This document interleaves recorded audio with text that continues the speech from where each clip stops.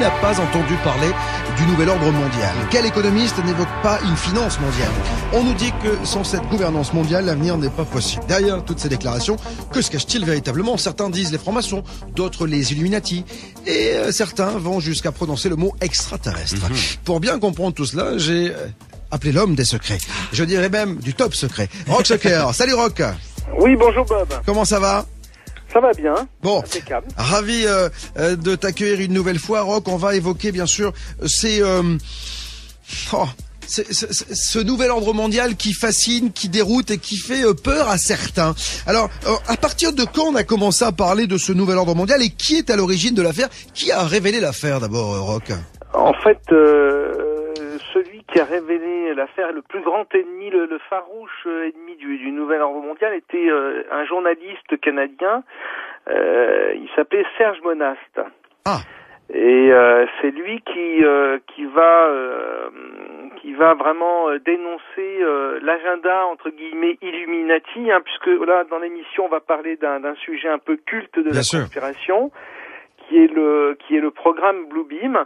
Et ce programme Bluebeam a été révélé au début des années 90 par ce journaliste. Alors c'est vraiment une figure, hein, c'est une figure incontournable de la conspiration. Il faut savoir qu'il est mort en 96. Quelques années seulement après avoir fait ses révélations. Naturellement ou un accident Alors, il est mort, il avait 51 ans et il est mort dans des circonstances assez douteuses, on va dire, et on a parlé de crise cardiaque. Donc ça, c'est après, évidemment, là, on est aussi c'est cultissime par rapport à la conspiration. C'est tragique, c'est la mort d'un homme, mais en plus, il est jeune, 51 ans, et il va mourir d'une crise cardiaque alors que c'est quelqu'un qui va avoir dénoncé le premier, hein, il faut savoir, le premier, même avant les anglo-saxons, le programme de la puce électronique, vous savez, l'implant. Bien sûr, RFID. La RFID. Et donc c'est ce bonhomme-là. On est dans les années 90. On est dans ces figures des années 90. C'est vraiment les premiers révélateurs de la conspiration. C'est des gens hyper informés, journalistes, et qui ont des réseaux très haut placés, qui vont leur parler de programmes nés dans le cerveau d'employés, d'officiers de certaines officines. Oui, on s'aperçoit que dans ces cas-là, la crise cardiaque, elle a souvent bon dos, hein, quand même. Ouais, hein. elle marche bien.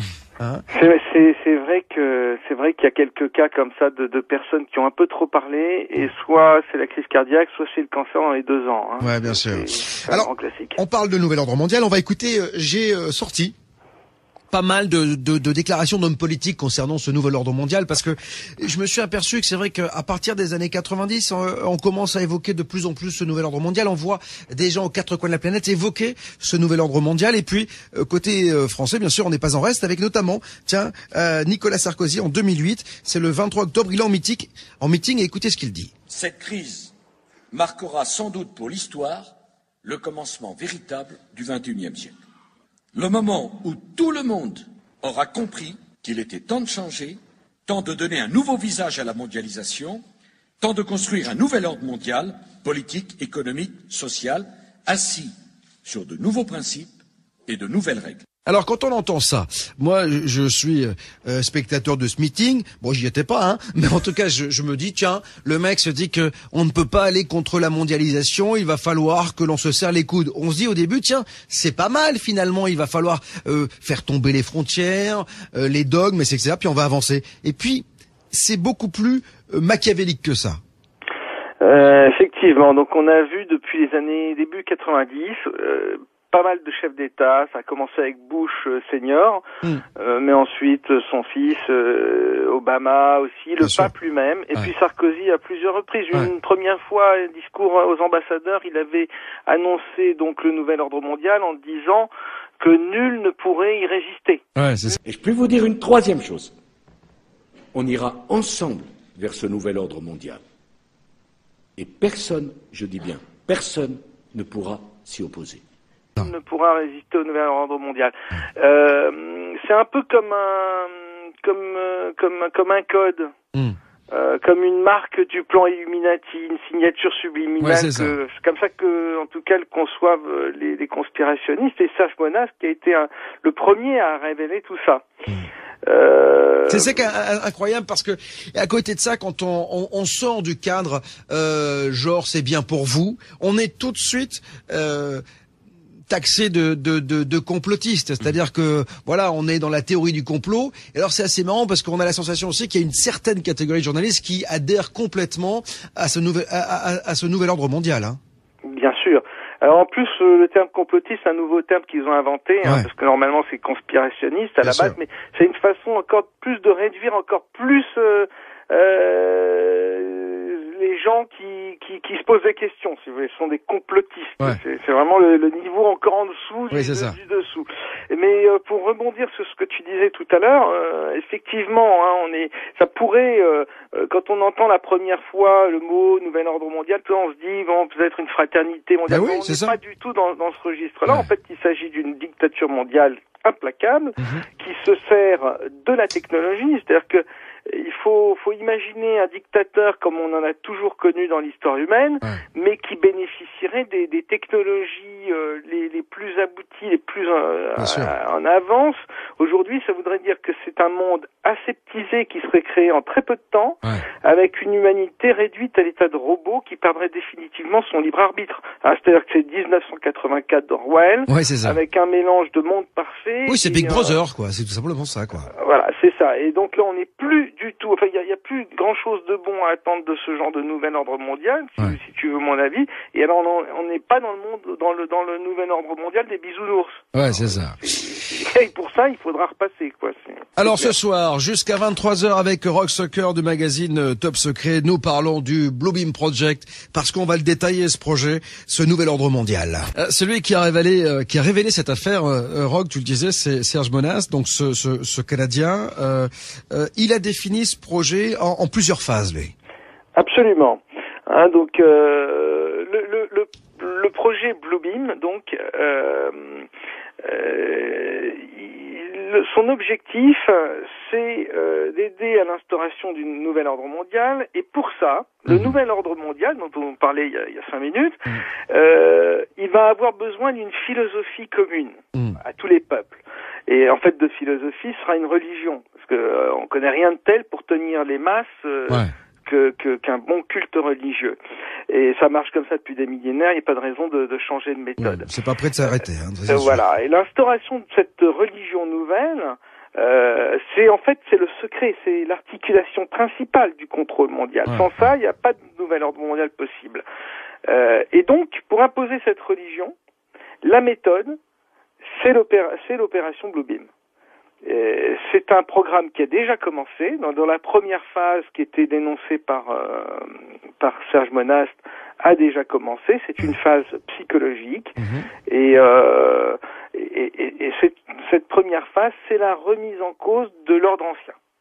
C'est la remise en cause des valeurs, des connaissances scientifiques, mais ça passe aussi par des découvertes archéologiques qui vont montrer l'erreur, la falsification des doctrines du passé. Non, mais alors ça veut dire quoi? Ça veut dire que, là encore une fois, si je prends le bon côté de la chose, je me dis finalement ils vont peut-être expliquer qui a fait les pyramides, l'île de Pâques, etc. Très juste. Eh oui. Très juste. Ben exactement ça, c'est exactement ça. Tu sais, on n'attrape pas les mouches avec du vinaigre. Il faut effectivement, on va apporter de la vérité là en l'occurrence, on va dénoncer des choses, mais c'est pour mieux vous retourner la tête.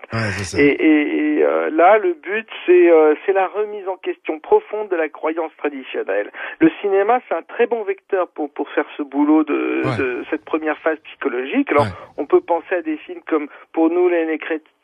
Pour les chrétiens, ça va être les films comme Le Tombeau. Ouais, génial. Encore le David Chicode. Alors, Le Tombeau, c'est avec Antonio Banderas, je crois, c'est ça? Absolument, où il découvre la tombe donc d'un personnage qui aurait été Jésus, etc. Et donc ça démontre. Et on va pas spoiler, comme on dit, mais et puis alors il y a le Da Vinci Code, qui est aussi dans ce registre-là, mais il y a dans la vraie vie, il y a des découvertes archéologiques, des découvertes d'évangiles apocryphes, etc. Il y a toute une remise en question des traditions et des religions anciennes, qui sont en réalité qui procèdent d'une préparation psychologique des populations. Hein. Cette phase-là, elle est bien avancée en Occident, et ces notions, elles sont présentes, peut-être subliminalement par rapport à l'ensemble de la population qui préfère s'occuper de football ou de choses comme ça, mais elles n'attendent plus que l'événement pour prendre racine et pour prendre sens dans la tête des gens. Hein. Alors, en tout cas, on va continuer à parler de tout cela, Roch, dans quelques instants, juste après la pause. Il y a pas mal de questions qui arrivent, mon Elliot, sur la page Facebook. Ah oui, il y a une question pour savoir si effectivement dans le projet Bluebeam, il n'est pas prévu de réduire la population sur Terre, passer de 7 milliards à 2 milliards, on nous dit. Alors ça, Roch, quel est ton point de vue là-dessus ? Ça fait partie, c'est ce que je disais tout à l'heure en parlant de nouvel ordre mondial, ça fait partie donc du programme du nouvel ordre mondial. C'est un plan qui se décline sous plusieurs appellations. C'est qu'on n'est pas vraiment à proprement parler dans le domaine du Bluebeam, mais on est dans le domaine du nouvel ordre mondial, puisque comme je vous disais, avec la technologie, rien de plus facile que stériliser une population via l'alimentation, via des programmes alimentaires ou de la vaccination, etc. Et auquel cas, vous avez votre population qui va se réduire naturellement. Si vous voulez y aller plus brutalement, plus rapidement, vous avez des épidémies, etc. Enfin, c'est ce que j'ai appelé la dictature aseptisée. On rentre dans une dictature où il y a très peu de gens qui vivent un peu dans des trucs sous cellophane, très propre, très machin. C'est le meilleur des mondes. Alors, Roch, je te propose d'écouter François Hollande cette fois-ci, qui est depuis 1 an et quelques semaines maintenant notre président de la République. Et voilà ce qu'il disait en université d'été au PS, c'était en 2008. Alors jamais la nécessité d'un nouvel ordre international n'a paru aussi nécessaire autour de 3 principes que nous portons depuis des années. Les socialistes, mais pas simplement les socialistes. Tous ceux qui ont une conception multilatérale de l'organisation du monde. Voilà, une organisation unilatérale, en fait, une pensée unilatérale. C'est-à-dire que c'est ça qui fait un peu peur, parce que moi, on m'a toujours dit que les différences c'était je sais pas, quelque chose de positif, non? Oui, mais attention, Bob, hein, tu vas finir par devenir un conspirationniste. Hein. Non, mais moi j'observe, hein, moi je sais, j'expose et les gens disposent, tu le sais bien. Mais je sais, mais je suis exactement dans cette démarche. Mais oui, c'est ce que moi je fais ce constat-là tous les jours. C'est vrai que il y a vraiment deux discours, quoi. Il y a ce qu'on observe dans la réalité, et c'est la direction que prend le monde. On se rend compte que l'Union européenne,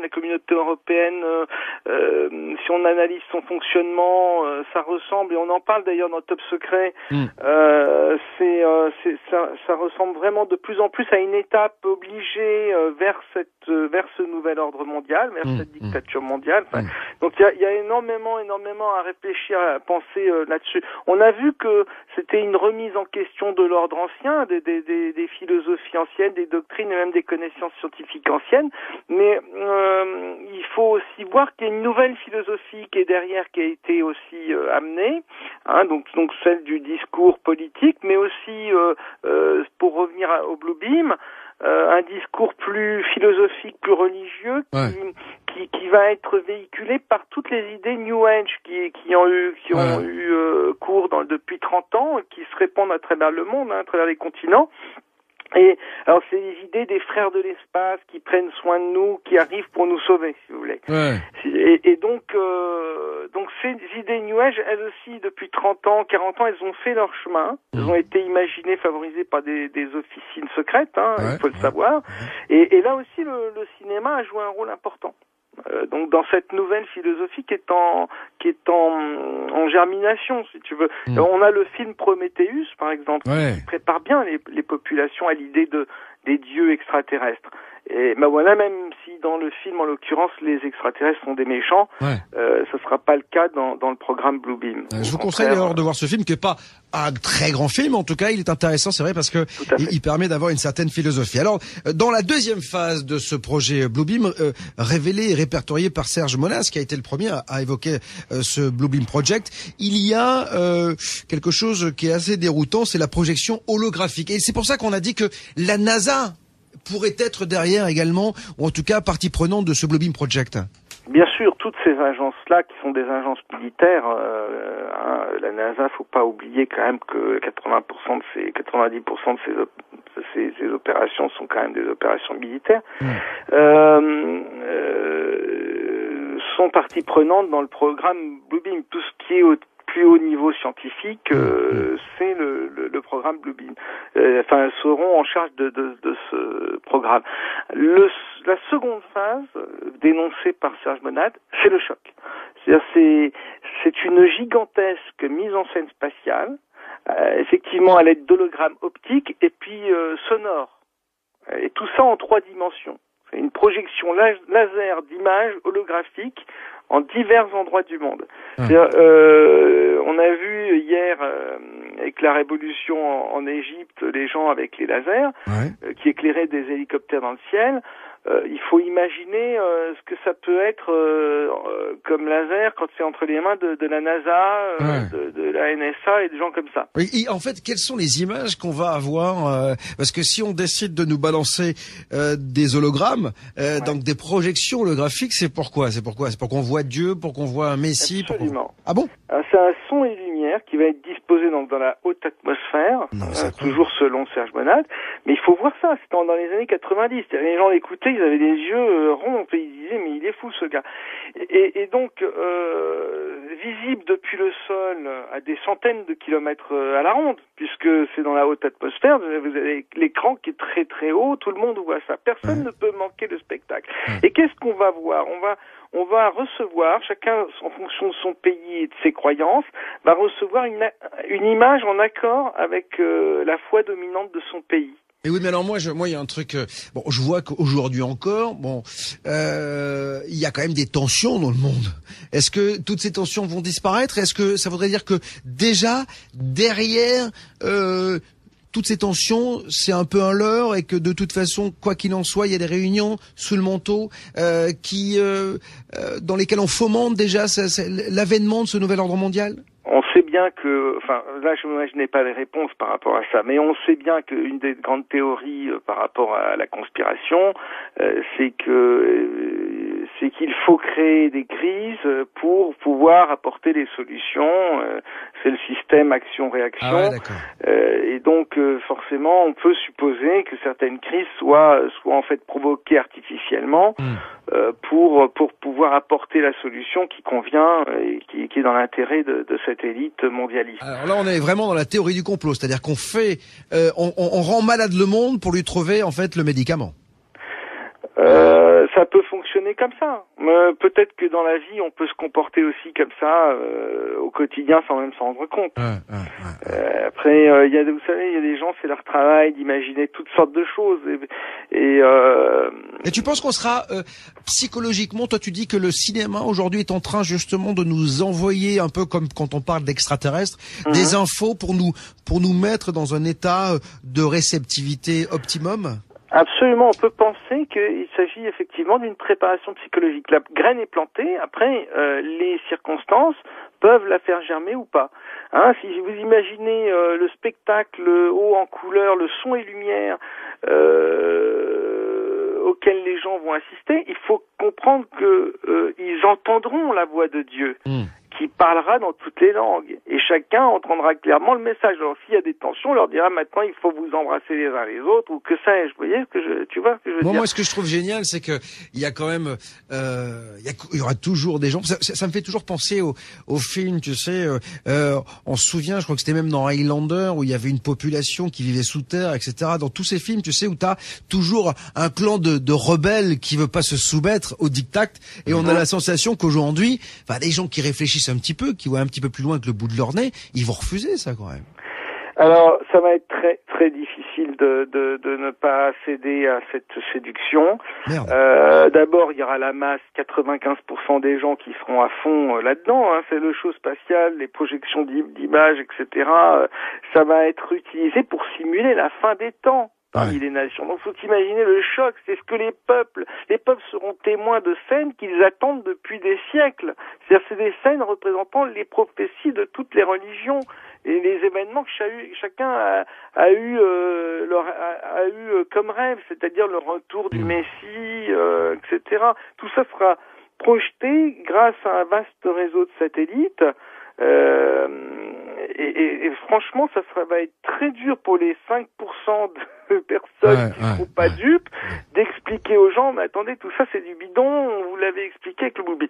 Si jamais ça arrive, parce que la révélation ultime de l'affaire du Bluebeam, si ce programme-là a vraiment lieu et vraiment déclenché un jour, c'est que Dieu et les anges sont en réalité des entités extraterrestres qui ont favorisé l'évolution de l'humanité depuis le commencement des temps et qui ont guidé l'homme depuis la fondation des premières civilisations et la création des premiers cultes religieux. C'est une révolution dans la tête. Alors évidemment que ça sentira l'arnaque, mais ce sera très difficile de résister parce que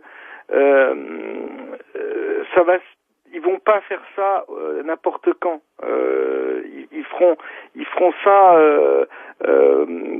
à un moment où l'humanité aura connu une période de traumatisme. Oui, c'est ça, mais guerre. En quoi on peut imaginer quoi dans les 20, 30, 50 prochaines années? C'est quelque chose comme ça pour que tout le monde soit. Ça peut être plus rapide, mais donc on risque de le vivre nous encore. Ouais, on peut supposer qu'on puisse le vivre. Oui, c'est peut-être une question de décennie. Si jamais ces gens-là décident d'aller au bout de leur programme, les choses peuvent encore changer. Rien n'est inéluctable. Mais en tout cas, s'ils le font, ils le feront vraiment après une crise terrible et sous le choc, les populations accepteront comme logique ce qui leur a toujours paru inconcevable. Et puis bon, là, après les gens déchanteront, mais dans un premier temps, ils prendront la main qui leur est tendue. Et pour t'expliquer à quel point ce sera difficile, c'est qu'il y a le troisième Effective School, il y a la troisième phase de ce programme là, qui est le coup de grâce, c'est que les gens entendront des voix à l'intérieur de leur conscience, c'est-à-dire qu'ils auront l'impression que Dieu leur parle directement dans la tête. Oula. Cette technologie, le pire, c'est qu'elle est peu connue, mais elle existe depuis longtemps. C'est-à-dire qu'en fait, c'est comme s'il y avait une machine qui nous envoyait des messages télépathiques. Voilà, c'est l'ultime machine à miracle. Si tu veux. Les systèmes d'émission, de réception et les ondes ELF, VLF et ELF peuvent atteindre chaque personne à l'intérieur de sa conscience. Et donc la personne qui sera touchée par ce phénomène sera persuadée que c'est son propre Dieu qui lui parle et qui lui donne des ordres depuis les profondeurs de son âme. Va-t'en toi après lui dire, mais non, tu sais, c'est Bluebeam, c'est une connerie. Ouais, c'est ça. C'est flippant. C'était la caméra cachée. Et alors, donc tu peux faire entendre, comprendre des messages par audiogramme à pulsion micro-ondes auditives directement envoyées dans le cerveau. Tout ça, c'est scientifique, ça existe, ces expériences datent des années 70. Alors ça paraissait en 70 de la science-fiction, mais aujourd'hui ça ressemble encore à de la science-fiction. Et pourtant, ces technologies qui sont peu connues sont entrées dans le domaine public. C'est-à-dire qu'on s'en sert même de façon ludique.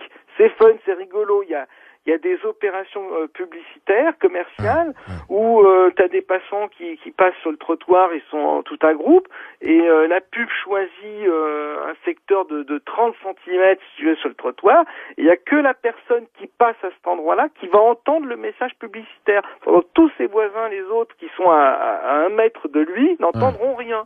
Et le type entend ça à l'intérieur de sa tête. Hundreds of people in the valley say they are hearing voices in their heads. And those voices are being transmitted by microwave or other methods. Well, several viewers asked us to investigate what they call electronic harassment. KMIR 6's Angela Monroe joins us now with what she's discovered. Angela. Electronic harassment, synthetic telepathy, voice-to-skull technology. Chances are you haven't heard of these terms, but after searching the internet, I found dozens of websites dedicated to the phenomenon and several Valley residents who say they're victims. How much more can you invade me than to go into my brain? It sounds like somebody else is reading the book, only it's thoughts. We're not having a group hallucination. This is actually something that's happening. These men all live in the area, didn't know each other before the voices started and say someone is playing mind games with them. Mostly it's a lot of derogatory comments about whatever you're thinking about. Kevin Bond says he used to have a normal life. I was living in the San Diego area, was clerking for a federal judge, and I noticed that I was being followed by a whole bunch of people. According to the websites, what Bond is describing is called gang stalking. He moved to Palm Springs to escape. I started hearing, as you'll hear, hearing voices and what they'll call voice to skull or microwave hearing. Bob Stansfield says his experience was similar and started a decade ago. They were active in following me around here, and I started hearing the voices a little bit after the vehicular stalking. Randall Ringer says the voices started when he was undergoing chemotherapy. The first thing that was said was Randall Ringer. And I sat up straight and I went into the bathroom, and I looked in the mirror, looked myself in the eyes, and I said, did that really happen? Bond says he's found more than 300 victims locally and is tracking others across the state through billboards. In Johnson Valley, a Freedom House just opened to help people who believe they are being targeted. To many of you who find yourselves the object of covert harassment, that there is hope and that you are not alone, and that we are striving to find legislation and we're working towards freedom for all. Derek Robinson leads a national group called Freedom from Covert Harassment and Surveillance. He says he knows who's playing mind games. Rogue government officials that are sponsoring this, also corrupt business officials, and private citizens. And he also told us how. Most of it is delivered by microwave, and I believe it's satellite delivered. Bond says neurotransmitter chips that run off body electricity have been inserted into some people. And they assign cell phone numbers to them. The cell phone numbers are then run through a computer, and a computer translates your thoughts. This crime has been available to the military for 60 years. Donc, ça c'est des coups de pub qui ont été faits aux États-Unis, qui montrent bien que cette technologie, elle exige, je n'invente rien, et Menace n'inventait rien. Et puis lui, et puis d'autres scientifiques, il y a même un prix Nobel, Baker, qui a parlé de ça dans un livre des années 70. Mais vous imaginez la possibilité qu'offre ce genre de technologie en termes de simulation de miracles. C'est terrifiant. Tu imagines, Bob, le nombre de Jeanne d'Arc qu'il va y avoir demain? Bien sûr. Pour le coup. Rock Sucker est avec moi ce soir du magazine Top Secret. Rock, c'est à la fois fascinant et à la fois effrayant, ce Bluebeam Project. Fascinant parce que on s'aperçoit que technologiquement, on est à un stade et on est allé très très loin dans la manipulation. Tu sais, j'écoutais une station d'info ce matin qui évoquait le Human Brain Project. On est en train aujourd'hui de recréer un cerveau avec la conscience. Tu sais qu'on a les imprimantes 3D aujourd'hui. Ouais. Et donc, on est en train de recréer un cerveau avec de la conscience. Ça veut dire que demain, on risque d'avoir un robot avec un vrai cerveau et qui va nous parler. Voilà. Et qui va réfléchir, surtout. Qui va pas que parler, qui va réfléchir. Donc, on se dit que technologiquement, on sait pas où est-ce que ça va s'arrêter. Et si on arrive à faire ça, alors pour le coup, on va créer un dieu qui pourra nous parler, agir et nous faire aller, mais comme des moutons, là où il veut, hein. Absolument, et puis ce sera quelqu'un qui simulera, qui fera croire qu'il est un dieu. Bien sûr. Et on est arrivé effectivement au niveau des dieux. C'est-à-dire que c'est un peu l'histoire de Babel qui se profile là. Alors quel rapport avec ces fameux Illuminati?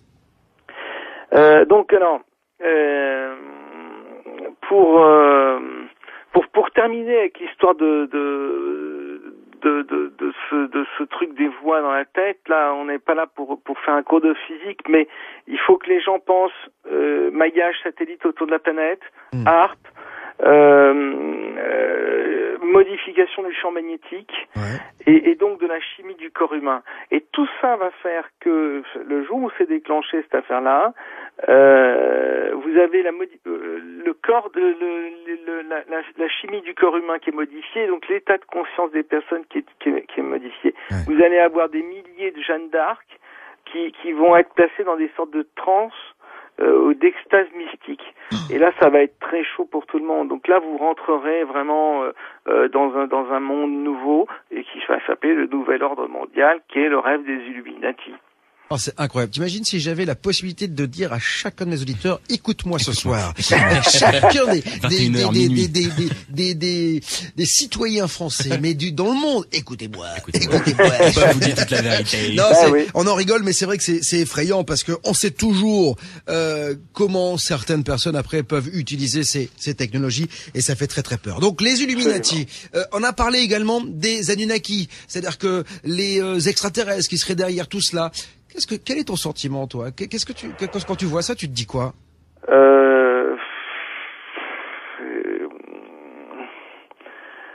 Moi, je n'ai que des questions. J'ai aussi des hypothèses, mais ça nous entraînerait vraiment trop loin et ça nous éloignerait du Blue Beam.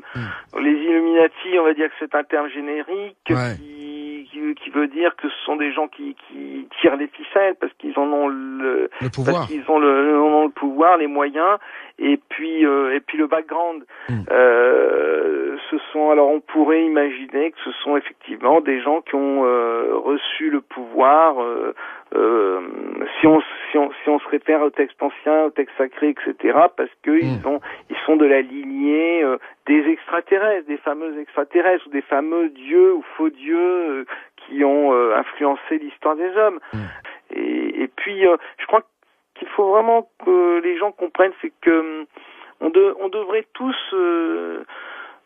se poser des questions. Ça fait partie du boulot. On est là pour essayer de chercher une vérité et de rester ouvert et tolérant à toutes les situations. Et puis surtout, toujours responsable de nos vies et de notre propre bonheur, et que ce soit pas quelqu'un qui essaye là de la diriger, quoi. Donc tout simplement. Oui, et de nous dire ce sur quoi on a le droit de réfléchir, et puis ce qu'il faut laisser tomber. Je crois qu'il faut être fort de ce côté-là et décider de soi-même, de savoir quelles sont les questions qu'on a envie de creuser. Pour en revenir au Blue Beam, moi je ne sais pas s'il faut y croire. C'est à chacun aussi de se faire son idée.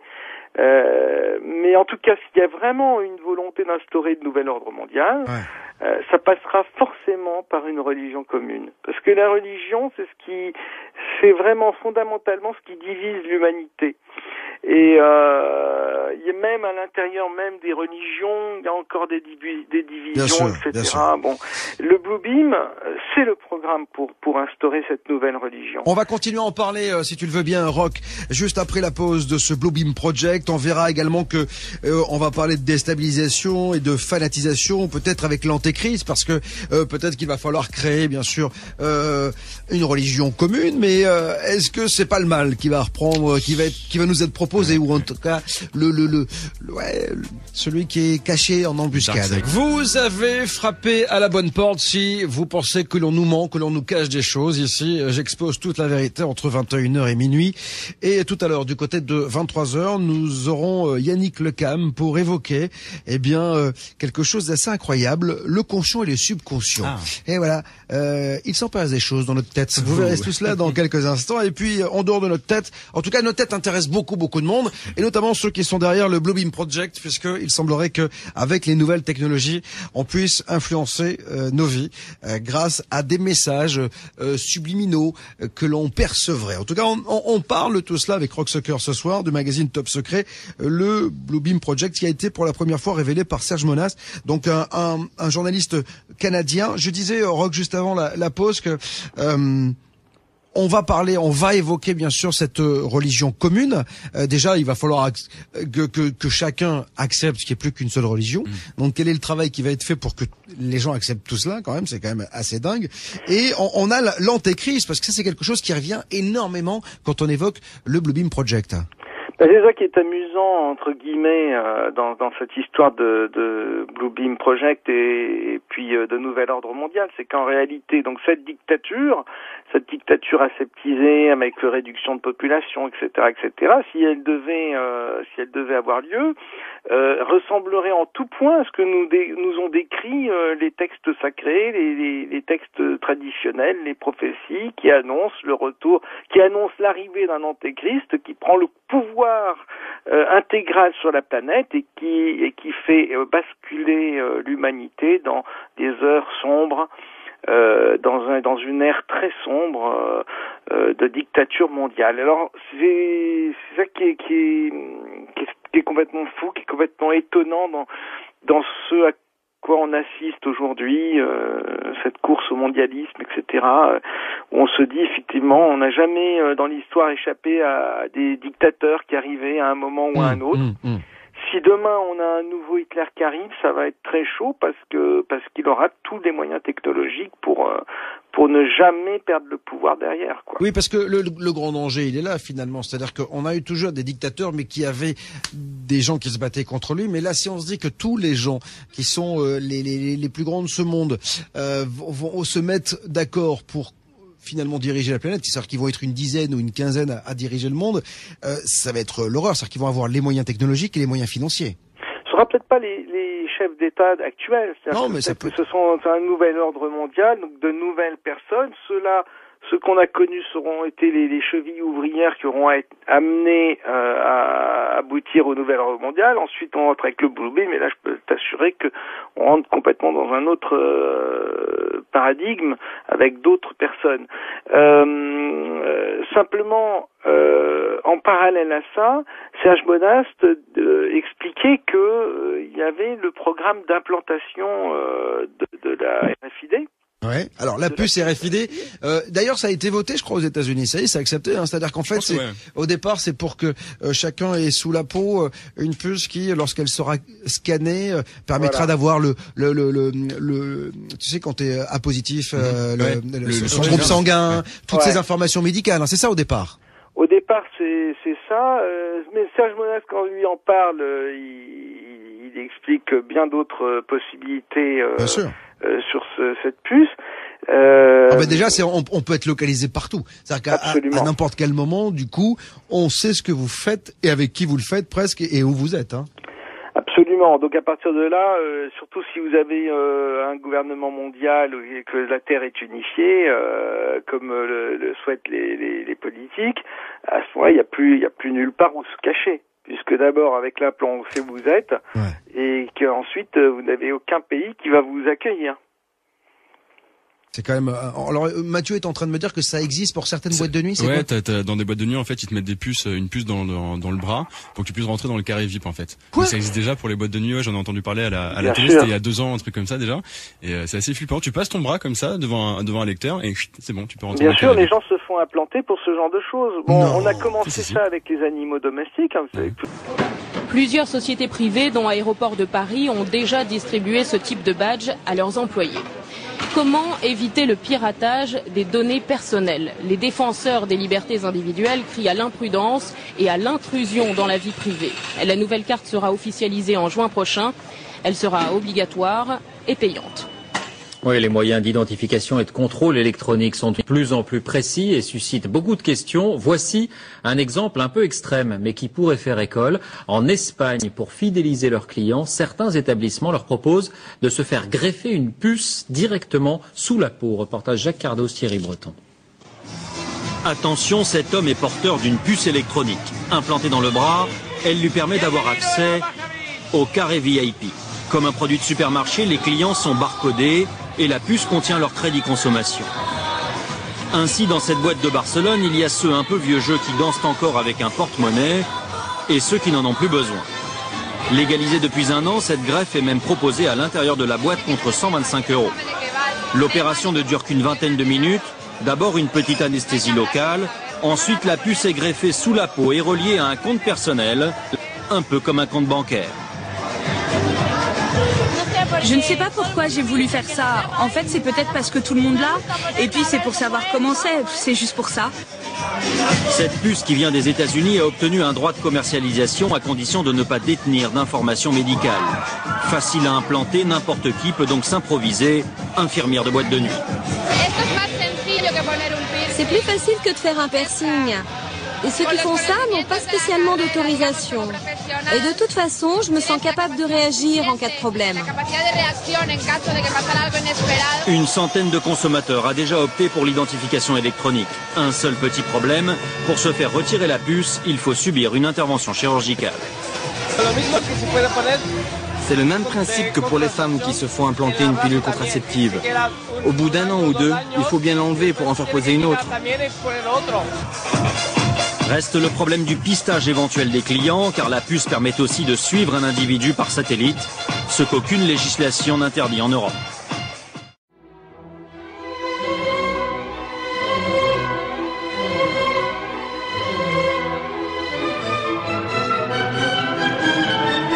Bonjour Jacques Attali. Bonjour. Alors aujourd'hui nous allons parler de l'avenir de la radio-identification, souvent identifiée sous le sigle de RFID. Alors qu'est-ce que c'est? C'est une méthode pour mémoriser et transmettre des données qui sont stockées sur des radioétiquettes composées d'une puce électronique et d'une antenne, qui permet de recevoir et répondre aux requêtes radio émises depuis un émetteur-récepteur. Alors ces radioétiquettes, elles sont introduites dans des produits ou collées sur des objets, mais elles peuvent aussi être implantées dans des organismes vivants. On a le sentiment que c'est quelque chose de très nouveau, alors qu'en fait, ça existe depuis très longtemps. Tout ce qui va être de plus en plus nécessaire à suivre à distance, savoir ce qu'il devient, permettre de connaître l'évolution des produits, les localiser, optimiser les stocks, de façon à ce qu'on ait des stocks minimales, faire en sorte qu'on sache en permanence où se trouvent ces objets, permettre d'intégrer des processus de production. Oui, on parle d'un enjeu économique majeur dans la traçabilité des produits. Les réductions des coûts sont considérables. En termes de sécurité sanitaire, de pouvoir tracer l'origine des produits agricoles depuis leur conception jusqu'à leur consommation. Tout ça donne une traçabilité sur les objets absolument gigantesque, encore à venir. Sur les personnes aussi, on peut imaginer une traçabilité encore plus grande.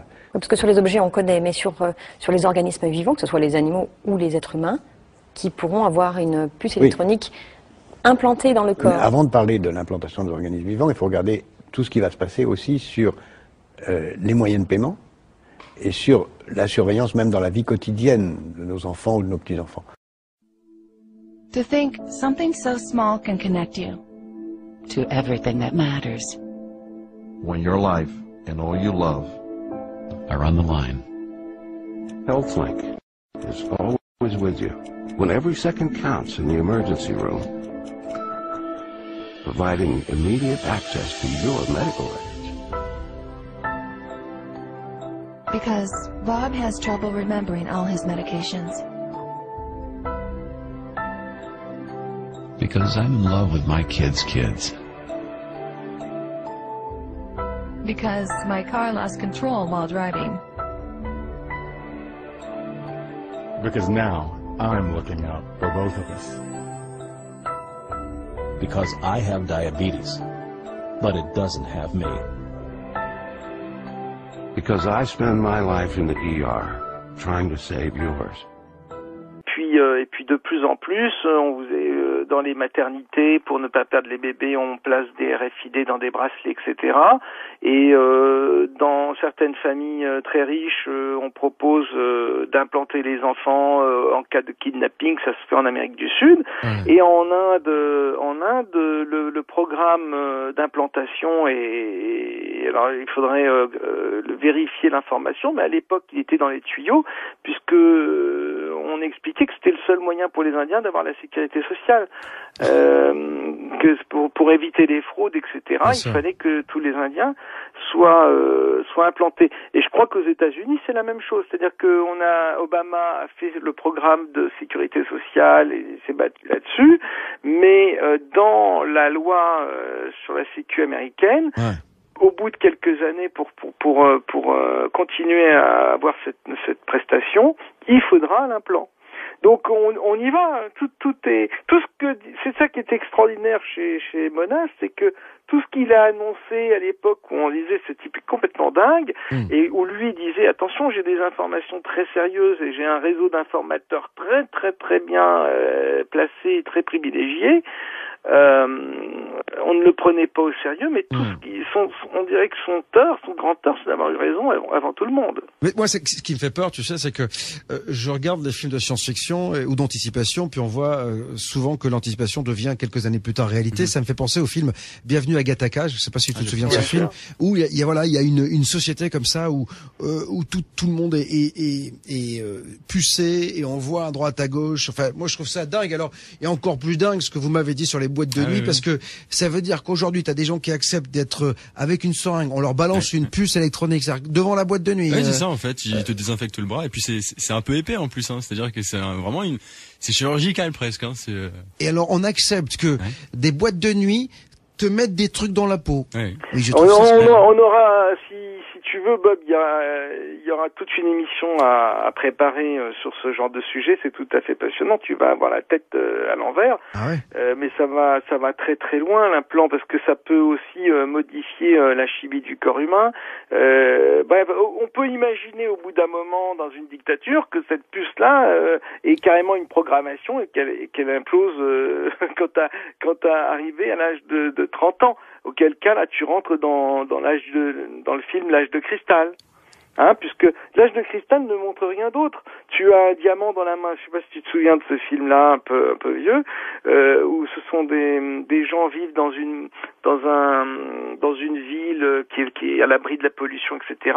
Mais évidemment, comme la Terre n'a plus de ressources pour nourrir tout le monde, à 30 ans, les gens sont sacrifiés. Ils partent, ils vont dans, je sais plus comment, le sanctuaire, je sais plus comment on appelle ça, et ils sont sacrifiés. Or, qu'est-ce qu'on a fait à tous les corps humains, tous les bébés qui naissent, on leur met une sorte de rubis dans la main qui clignote, et un jour, boum, ça s'éteint. C'est-à-dire que quand le truc arrive l'implant arrive à son terme, ça s'éteint, et ça veut dire qu'il faut aller à l'abattoir, quoi. Ouais, c'est juste hallucinant. J'ai vu un film aussi avec, je crois que c'est Justin Timberlake sur, c'est sur le temps, en fait. Time Out, je crois. Hein. Ça, c'est incroyable, ça aussi. C'est exactement, c'est le principe de l'implant. Ouais. Si tu réfléchis bien, l'implant, c'est tout ça. Ouais, mais d'un autre côté, ça peut être, on peut prendre le côté pratique. Par exemple, tu peux mettre une puce pour prendre la carte Navigo, ta truc de sécurité sociale, ta carte bleue. Le mec, on lui parle du nouvel ordre mondial. Il me parle de sa carte Navigo quand même, hein. C'est-à-dire que tu vois quand même le Mathieu qui est terre à terre. On est visionnaire, Mathieu. Tu vois, on va loin. Ouais, mais ça me fait peur tout ça, là. Mais là, il résonne comme nous résonneront, voilà. La majorité de la population. Mais bien sûr. Parce qu'il y a des bons points. Mais bien sûr. C'est comme ça que l'implant va réussir à s'implanter, parce qu'on va t'expliquer que si t'as une crise, tu tombes évanoui sur la rue, on pourra lire ton implant en 2 secondes, on sait quel traitement te donner, etc. Les gens vont se précipitent déjà là-dessus, parce que dans certains pays c'est déjà le cas. Pour les enfants, la peur du kidnapping. Bah oui, fatalement. Bah oui. Et le problème, Mathieu, c'est que le jour où tu as un dictateur qui a pas froid aux yeux, qui est décidé à tout pour instaurer son pouvoir et la dictature mondiale, ce jour-là, l'implant, il servira pas seulement pour pouvoir passer l'autoroute, le péage. T'imagines les informations qu'on peut t'envoyer dans ton implant. Ouais, non, mais il faut juste être au courant que de toute façon, il y a déjà toutes les informations sur Facebook, dans ton portefeuille, il y a déjà tout. C'est-à-dire mais alors déjà, Mathieu, déjà, on est complètement surveillé. C'est-à-dire que tu es fiché. On peut savoir où tu es n'importe comment. Tu sais que il y a quand même des mecs qui pendant la guerre se prennent des missiles sur la gueule alors qu'ils sont dans un chiotte, tu vois, quelque part dans le monde. Mais les mecs savent où il est et le missile a été envoyé à des centaines de kilomètres. C'est-à-dire qu'ils savent où, ce qu'on appelle la guerre chirurgicale. Quoi qu'il en soit, donc t'imagines déjà ce que ça fait. On imagine que si ça. En tout cas, ce soir jusqu'à 23h, c'est le projet Bluebeam qui nous intéresse, ce nouvel ordre mondial. L'application Pop vous dit toute la vérité est téléchargeable gratuitement sur l'App Store et Android. À 23h, le conscient et le subconscient. On demandera à Yannick Lecam d'ailleurs si notre subconscient va accepter tout cela, parce que tu sais, il y a quelque chose qui est très intéressant, Rock, c'est que est-ce qu'à un moment donné, notre nous va pas refuser ça? Est-ce qu'on va, tu sais, on dit souvent on ne connaît qu'une partie de notre cerveau, mais est-ce qu'à un moment donné, il va pas se réveiller en se disant mais arrêtez? Est-ce que tu crois qu'il va y avoir un réveil? il y aura un pourcentage de personnes qui se réveilleront. Après, pour le reste, moi, je ne sais pas. Moi, je me pose des questions quand même sur le fonctionnement des masses, des peuples, la manipulation vue à la télé, toutes ces choses-là. Bon, alors, je te parle même pas de l'implant, parce qu'en plus, l'implant, parce que Mathieu oublie le facteur onde, c'est-à-dire que l'implant émet des ondes, reçoit des ondes, donc on pourra recevoir des ordres, émettre nous-mêmes des ondes, et tout ça peut modifier la chimie d'un corps. Bien sûr. Non mais lui c'est le stéréotype du mec qui va être le premier à se faire implanter. Hein. Voilà, donc, c'est pour ça que quand tu me parles d'éveil, alors je sais pas, il faudra surveiller Mathieu, voir Mathieu comment. Non mais lui il s'endort lui. Là, lui il s'éveille pas, lui il s'endort en fait. Tu vois, je peux dire il est dans le moutonnage. Non, en fait. merci, non mais je réfléchis un minimum, mais c'est juste que bon bah voilà, c'est un minimum. Ouais, un minimum. Ah bah oui. Non mais pas trop. Je peux pas. Ah bah non. Il réfléchit à un minimum. Mais c'est vrai que, mais en même temps, je peux comprendre Mathieu. C'est vrai que là, on le chagrine, mais effectivement, t'as raison. C'est-à-dire que tu dis à des parents, vous pouvez éventuellement savoir à tout moment où est votre enfant si on le kidnappe. Il y a des gens qui ont de l'argent. Il y a des pays en Amérique du Sud où on te kidnappe ton enfant pour rien du tout. Dès que t'as un peu d'argent, donc on peut savoir où il est. On peut savoir effectivement ton groupe sanguin en cas d'accident, tes antécédents physiques, etc., médicaux. Mais en même temps, c'est toujours comme d'habitude, quoi. La pièce à deux côtés, quoi. Absolument. Bah, c'est ça. C'est-à-dire que ce n'est que dans un second temps que la pièce montre son vrai visage. Et là, c'est malheureusement trop tard, parce qu'une fois que tu as un implant, ça devient beaucoup plus délicat de l'enlever en. Je crois il y a aussi des films qui montrent ça. Ouais. Alors dis-moi, quand on parlait de nouvel ordre mondial et quand on a préparé le dossier, tu voulais qu'on évoque en fait le Disclosure. Oui. Parce que le Disclosure Project, c'est quelque chose qui s'est tenu en avril, début mai. Voilà. On avait fait une émission ici. Toi, tu dis qu'il y a quelque chose qui est en rapport avec ce nouvel ordre mondial. Bah voilà, exactement, Bob. C'est-à-dire que en fin avril, début mai, il y a eu l'audience citoyenne de la divulgation. C'était une grosse assemblée organisée par Stephen Bassett, genre à la manière américaine, si tu veux, genre congrès américain. Il y avait des hommes politiques, des scientifiques, militaires, services secrets, tout ce monde-là. Ils étaient tous là à lever la main droite, dire je le jure, et prêter serment pour raconter leur histoire sur les ovnis. Et ça, c'est une réunion qui a coûté quand même $1 million à peu près, avec très grosse couverture médiatique aux USA. Et tout. Donc évidemment, le milieu ufologique s'est enflammé, ouais, génial, c'est super, etc. Mais enfin bon, après on peut se poser des questions, pareil, pourquoi ces gens-là se mettent à parler comme ça en dehors des raisons d'argent? Pour qu'est-ce qu'ils ont été frappés tout d'un coup par la grâce, par l'amour de la vérité, et c'est des gens qui ont fait une carrière dans des officines où on leur apprend toute leur vie à faire de la désinformation et à cacher la vérité, et tout d'un coup ils lâchent tout, tous en bloc. On peut se poser des questions, savoir d'où vient l'argent, etc.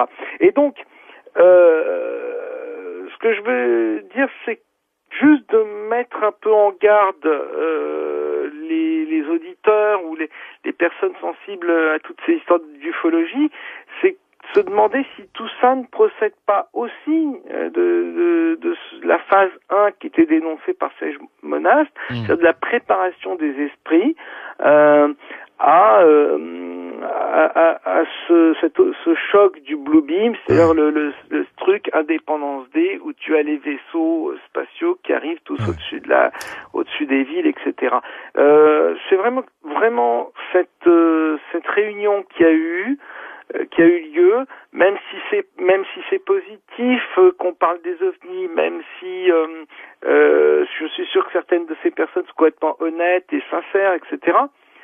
On peut se demander qui tire les ficelles là aussi, et si c'est pas une façon de préparer, si on n'est pas déjà dans la phase 1 du Blue Beam, c'est-à-dire la préparation de la population, à savoir, vous voyez, on vous l'avait dit, il y avait même des gens gradés, tout ça, avec pédigré qui vous avaient révélé l'existence des ovnis, donc vous pouvez le croire. Vous avez encore une preuve de plus. Ouais, une preuve de plus. Alors tu sais que beaucoup de politiques évoquent ce nouvel ordre mondial. On se demande qui est derrière, parce que la question c'est à qui profite le crime.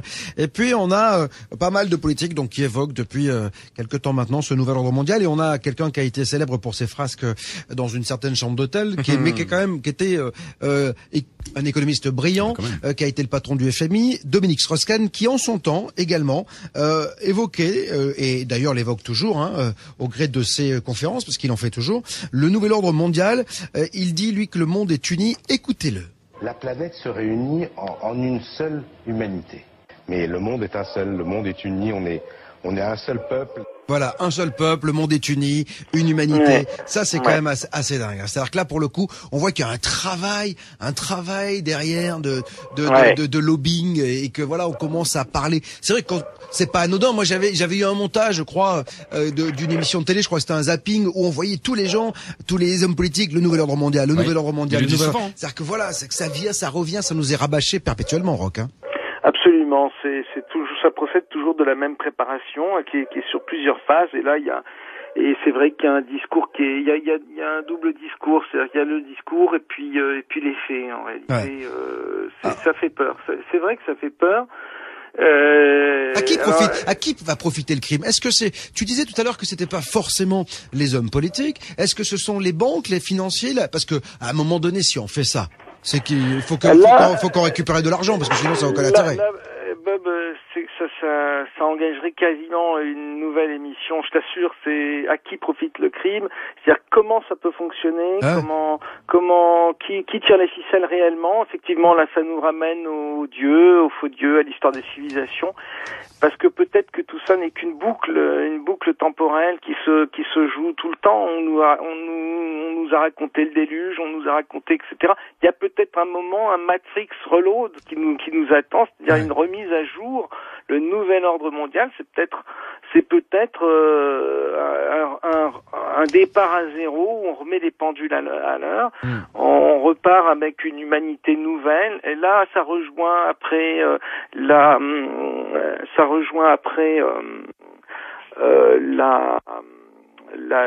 les histoires qu'il y a actuellement dans l'actualité sur la PMA, la gestation par personne interposée, les mères porteuses, etc., qui peuvent découler dans le cadre de plusieurs décennies avec le nouvel ordre mondial. Ça peut aboutir à des matrices artificielles ou avec une humanité qui est créée artificiellement. En 2005 paraît en France un livre scientifique qui fait l'effet d'une bombe. C'est l'UA, l'utérus artificiel, écrit par le docteur Henri Atlan, biologiste et philosophe. Après la pilule contraceptive, l'insémination artificielle, la fécondation in vitro, une prochaine étape sera l'ectogenèse, c'est-à-dire l'utérus artificiel, c'est-à-dire la possibilité de faire se développer un bébé depuis la fécondation jusqu'à la naissance, en dehors du corps d'une femme. On transgressait quelque chose. C'est-à-dire que ce qui n'était pas visible, c'est-à-dire le début du début de l'homme, est devenu visible. Voilà. Cela paraît si simple. C'est fait. Superbe, hein. C'est magique, hein. Des chercheurs à différents endroits du monde travaillent pour optimiser la procréation médicalement assistée. À l'autre bout de la chaîne, ils espèrent augmenter toujours plus la survie sans séquelles des grands prématurés. Recherche sur le placenta artificiel. Étude pour un liquide amniotique de synthèse. C'est un peu comme si plusieurs personnes creusaient un tunnel de différents côtés d'une montagne. S'ils arrivaient à se rejoindre au même endroit, la jonction sera faite. L'utérus artificiel existera. Pour moi, être féministe et emmerder le monde, être fière, courageuse, être vulgaire, être forte, être grossière, être virile. C'est aussi ça le nouveau féminisme. C'est une contribution, disons, à la pensée féministe. On n'a pas on crée pas non plus un nouveau féminisme, mais on essaye effectivement d'aller du côté de ce qu'on appelle la virilité, c'est-à-dire prendre un peu au mec ce feu sacré de la virilité. C'est quoi être viril? C'est avoir une grande gueule, c'est boire, fumer, parler, s'emparer de la chose politique, parler toute la nuit, rouler sous la table pour des idées. Pourquoi vous faites cette tête-là, Fabrice Guiné? On a l'impression que vous êtes estomaqué, abasourdi. Vous allez prendre le peu qui leur reste, hein, parce qu'ils sont tellement, il reste plus rien, mon chéri, je t'assure, ils sont en fin de piste, hein, vous verrez. Nous, on n'est pas du tout dans un combat contre les mecs et dans une haine des mecs. On est un peu, justement, ce que dit aussi Virginie Despentes dans son livre, c'est tous ensemble, c'est-à-dire justement cette virilité-là, partageons-la tous ensemble, les hommes et les femmes. Voilà, que les mecs se féminisent, que que les femmes se virilisent, faisons un petit peu circuler, et aussi faisons circuler le ventre et la tête, puisque vous vous dites, voilà, les femmes sont merveilleuses parce qu'elles sont du côté du ventre, elles enfantent, etc. Puis les hommes, c'est le cerveau. Moi, je serais pour qu'on sorte un peu de cette partition naturaliste. L'utérus artificiel pourrait nous y aider, par exemple. Les femmes pourraient n'être plus que des cerveaux, les hommes pourraient louer des utérus pour faire des enfants. Voilà, c'est vrai. Je ne comprends pas la nécessité de cette uniformisation. Moi, je pense qu'il y a égalité, mais je ne comprends pas pourquoi vous voulez l'uniformité. Je crois que c'est Sacha Guitry qui disait qu'il donnerait volontiers la supériorité aux femmes si elles arrêtaient de parler d'égalité. Avant les guerres, les hommes et les femmes combinaient eux-mêmes leur patrimoine génétique et s'exposaient à de multiples dangers. Les enfants leur appartenaient comme des objets. Ils ne prenaient pas la liberté comme il est d'usage aujourd'hui. C'est ce qui s'appelait une famille. Nous avons beaucoup progressé depuis lors.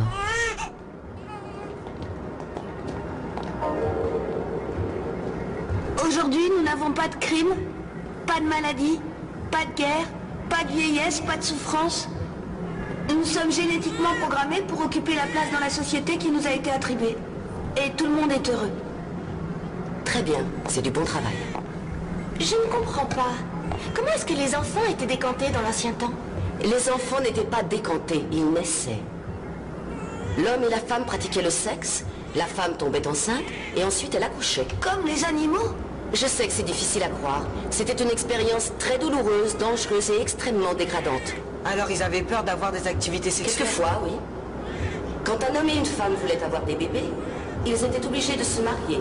Et l'activité sexuelle n'était tolérée qu'entre ces deux personnes. Pendant combien de temps? Toute leur vie. Vous voulez dire que c'était des pères et des mères? Il n'est pas nécessaire d'utiliser un langage ordurier. L'ancien système encourageait les comportements négatifs. L'envie, la traîtrise, la propriété. Les enfants étaient élevés dans de très mauvaises conditions et ils n'avaient pas de soma pour atténuer leur douleur. La vie était très différente avant les guerres. Il a fallu que le monde soit unifié par un gouvernement rationnel et scientifiquement éclairé pour que nous puissions entrer dans l'ère du progrès. Aujourd'hui, nous vivons dans le luxe, l'harmonie et la sécurité. Y a-t-il jamais eu une époque plus agréable à vivre? Non. Le monde remercie Soma.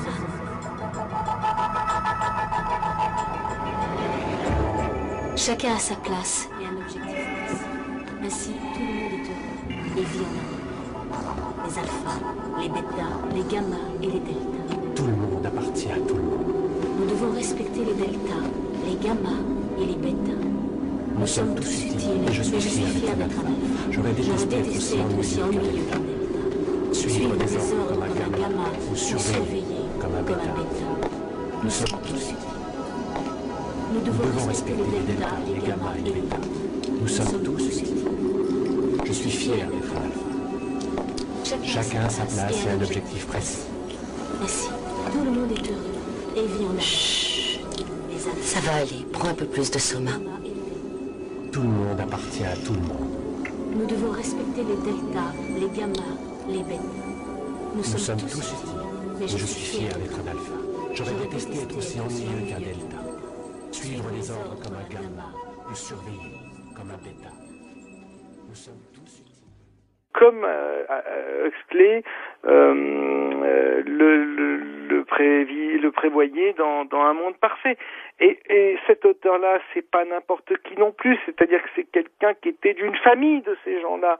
C'est toujours ça qu'il faut voir, c'est que c'est des gens comme Orwell, qui sont très bien informés sur certaines évolutions de l'humanité, etc. Enfin, ça nous lancerait tellement loin, ce serait assez passionnant de réfléchir à ça, mais là, il faudra alors être encore plus préparé pour vos auditeurs. Alors, pour toi, de toute façon, c'est quelque chose qu'il faut absolument refuser, j'imagine. Il faut se battre contre ça.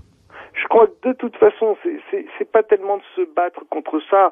Je crois qu'il faut prendre conscience de cette possibilité, voir que cette technologie potentiellement elle existe, que tout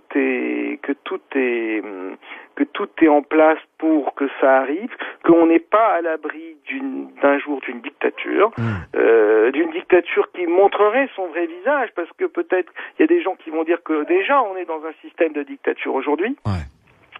Et tu sais, c'est le fameux truc, la démocratie, c'est cause toujours. Ça m'intéresse. Voilà. Donc c'est pas tellement de se battre, c'est juste de prendre conscience, et le fait de prendre conscience déjà, ça permet d'éviter pas mal de pièges, et donc pas mal de mise en place de ces pièges. Pourquoi parler du Bluebeam est important, est intéressant? Pourquoi parler de tout ce qu'on vient de dire ce soir est important? C'est parce que en le disant et en le faisant connaître par d'autres, ben ça rend les choses plus compliquées à mettre en place. Bien sûr, bien sûr. Bah oui, ça éveille le grand public, et quand le pire c'est l'ignorance. Et quand le public sait, quand le grand public sait, eh ben il a une arme entre les mains. En tout cas, on est et toi et moi là pour cela. Toi dans ton magazine Top Secret, là pour éveiller les consciences, pour dire ce qu'il se passe véritablement. Après, encore une fois, on expose et les gens disposent. Hein, je crois qu'on a la même devise. Tout à fait. Mais dans tous les cas, c'est important que quelqu'un expose, et on s'aperçoit que de moins en moins de monde le fait, hein, quand même. Hein. Et bravo pour ce que tu fais. C'est vraiment très très très courageux dans notre société aujourd'hui, où quand même c'est le règne de la pensée unique. C'est vraiment bien d'oser faire ce que tu fais, parce que ça peut être assez mal vu, on va dire. C'est sûr. Oh t'inquiète pas, je suis au courant. Hein. Je reçois quelques messages. En tout cas, 1000 fois merci. Qu'est-ce qui réunit la NASA, le FBI, la CIA, les Américains, les Russes, les religions, toutes les religions du monde? Toutes. Et oui, parce que ça y va franchement. En gros, tous les puissants. Qu'est-ce qui les réunit tous au sein de la même conspiration, en tout cas pour certains? C'est le projet Bluebeam, initié par la NASA. Un projet absolument hallucinant pour imposer une religion du nouvel âge avec la venue de l'Antéchrist. Rien que ça. C'est une espèce de fusion, quoi. C'est une fusion de tout ce qui a pu se faire en termes de conspiration. C'est l'apothéose du conspirationnisme. Magnifique. Alors, le projet Bluebeam, quand même, a des bases scientifiques réelles, en tout cas des bases qui existent et qui sont avérées, puisque de nombreux scientifiques se sont aperçus, effectivement, qu'on avait par des micro-ondes ou par d'autres moyens modernes, la possibilité d'influencer des personnes. Un petit peu comme quelqu'un qui ferait de la télépathie serait capable d'influencer une personne. Donc on serait capable de rentrer dans le cerveau des gens pour leur véhiculer des messages directement, comme s'ils avaient une petite voix à l'intérieur qui leur soufflait. Alors à ça, évidemment, plusieurs expériences, plusieurs scientifiques qui se sont penchés sur la question. Alors, il y a eu des chercheurs, des psychologues. Ça a réellement commencé en 1974, ces études-là. Et par exemple, pour un chercheur qui a quand même été prix Nobel, il a effectué des expériences, une série d'expériences qui démontraient qu'on pouvait entendre et comprendre des messages transmis dans une cabine d'isolation par un audiogramme à pulsion micro-ondes, grosso modo qu'on était capable, un petit peu comme une radio est capable de recevoir des ondes et de les transformer en voix, l'être humain, son cerveau était peut-être capable de faire la même chose. Et de là, évidemment, des tonnes de gens ont commencé à dire oui, mais si on est capable de faire ça, imaginez les manipulations que les puissants seraient capables de nous faire subir. Et bien sûr, quand on va dans ce sens-là, on est en droit de se dire que la plus grande conspiration du monde va être lancée, parce que si on peut influencer la population sans qu'elle s'en rende compte et la faire aller où est-ce qu'on veut, évidemment... Alors manifestement, ce qu'il en ressort là, d'après ce que tu nous dis, c'est assez positif pour l'humanité. Pour l'instant. Pour l'instant. D'accord. Alors, avec cette animation virtuelle et le son provenant de la profondeur même de l'espace, les fidèles de diverses croyances fortement impressionnés, évidemment, seraient témoins du retour de leur sauveur comme d'une réalité vivante. Ensuite, les projections de Jésus, Mahomet, Bouddha, Krishna, enfin... toutes les divinités se fondront en une seule figure. Donc on aurait comme ça une espèce de morphing dans le ciel de tous les prophètes que les religions connaissent, pour former une divinité unique qui serait l'Antéchrist et qui expliquera que toutes les écritures sacrées ont été mal interprétées et incomprises, et que les vieilles religions sont responsables d'avoir dressé l'homme contre l'homme. Bref, cette grande mystification aura pour effet de générer un désordre social, politique, culturel et religieux, et de créer la divinité unique, l'Antéchrist de la NASA. Ah oui, non, parce que donc ça serait un Antéchrist, hein, c'est le terme... C'est le terme officiel. Hein, d'accord. Voilà. on arrive à la troisième phase. La troisième phase, elle va conjuguer la télépathie et l'électronique. Donc ça, je vous en parlais au début, c'est ces recherches qui ont prouvé qu'effectivement, on arriverait sans doute au moyen d'ondes à interférer sur les pensées des gens, à les conditionner. Donc, cette troisième phase conjuguerait la télépathie et l'électronique avec des systèmes d'émission pour atteindre chaque personne en vue de les persuader que c'est son propre Dieu qui lui parle. Donc, grosso modo, chacun entendrait une petite voix, un petit message et serait convaincu de recevoir un message divin. En fait, le but est de former ce qu'on appellerait la pensée artificielle diffuse. Alors, comme je disais, des expérimentations à ce propos ont eu lieu dans différents pays, et on sait évidemment que des impulsions à basse fréquence peuvent produire des signaux auditifs qui sont audibles pour un seul individu, mais pas pour le reste de sa communauté, par exemple. D'accord. Donc on est vraiment capable de cibler comme ça certaines personnes pour les influencer. Donc, par exemple, des présidents, des hommes d'influence à la tête d'État, des religieux, pour vraiment les conduire où est-ce qu'on a envie d'aller. Et là, on arrive à la quatrième phase. Alors, la quatrième phase, ça serait un concentré de manifestations surnaturelles. Alors, il y aurait 3 leurres différents. Le premier leurre, ça serait une invasion extraterrestre qui surviendrait au-dessus de chaque ville, au-dessus de chaque grande ville du monde. C'est brillant comme... C'est brillant, ça réunit tout. Invasion extraterrestre au-dessus de chaque grande ville du monde. Le second leurre, ça serait de faire croire aux chrétiens qu'un merveilleux événement va survenir sous la forme d'une intervention extraterrestre bénéfique, ça dans le but de protéger les terriens d'un démon impitoyable. Oui. Alors le but de ce second leurre, évidemment, et de cette manœuvre, c'est de rassembler d'un seul coup tous les opposants à l'ordre mondial juste avant le début du spectacle céleste, c'est lui dont on parlait tout à l'heure. Le troisième point de cette quatrième phase est l'usage global de tous les moyens de communication modernes pour diffuser des ondes. Alors tous les moyens, c'est téléphone portable, radio, internet, bref, tout ce qu'on a, talkie-walkie, tout ce qui existe, pour diffuser des ondes visant à déstabiliser psychiquement les populations au moyen d'hallucinations individuelles et collectives. Et donc, on arrive là à la fin du projet Bluebeam qui a pour conclusion qu'après la nuit des 1000 étoiles, c'est comme ça que l'appellent les conspirationnistes, et à la suite de tous les bouleversements mondiaux, que la population mondiale soit prête à accueillir un nouveau messie en chair et en os, un cyber-Rockefeller, comme ils l'appellent, faussement extranéen, puisqu'en fait il ne serait pas extraterrestre du tout. D'accord. Et qu'on suppliera de rétablir l'ordre et la paix à n'importe quel prix, mais surtout, évidemment, au prix de notre liberté individuelle. Et c'est là que le projet Bluebeam devient extrêmement pervers, puisque une unité artificielle des peuples permettrait de régler les problèmes urgents, lesquels évidemment ont été de toute façon créés de toutes pièces, donc faciles à régler. Mais progressivement, évidemment, face à cette tyrannie de la nouvelle religion mondiale, apparaîtrait un nombre de personnes qui se réveilleraient, qui prendraient conscience qu'ils sont manipulés. Et là, le contrôle de la Terre se partagerait rapidement entre les mains d'une caste de grands prêtres, donc ceux qui se seraient réveillés, qui auraient pris conscience qu'ils sont manipulés, et de technocrates impitoyables agissant au nom de Dieu. Évidemment, le but de cette dictature est de contrôler tous les habitants et d'exploiter de façon globale les ressources de la planète. Captain, take the reins and steer us towards the clear. Ceux qui l'aiment l'écoutent pour savoir ce qu'il va dire. Ceux qui en ont peur l'écoutent aussi pour savoir ce qu'il va dire. Bob est sur Ado. Comme tous les soirs, je le répète, Bob vous dit toute la vérité n'aurait pas la même saveur sans vos témoignages, vos réactions. Pour cela, les réseaux sociaux, ce soir encore, vous appartiennent. Et oui, vous pouvez réagir via Twitter, Maudiès Bob Vérité, et sur la page Facebook, Bob vous dit toute la vérité sur Ado. Merci Maud Elliott, et merci aussi à tous ceux qui alimentent les blogs, qui parlent de l'émission, à tous ceux qui usent leur réseau pour dire qu'ici sur Ado, il existe un homme qui dit tout haut ce que beaucoup pensent tout bas sans jamais avoir eu le courage de le dire. Et pour commencer, place au projet Bluebeam Project avec Paul Ponceau.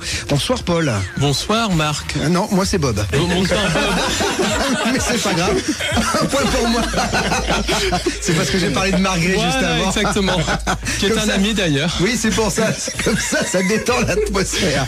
Alors Paul, vous êtes chercheur de vérité, un peu comme moi.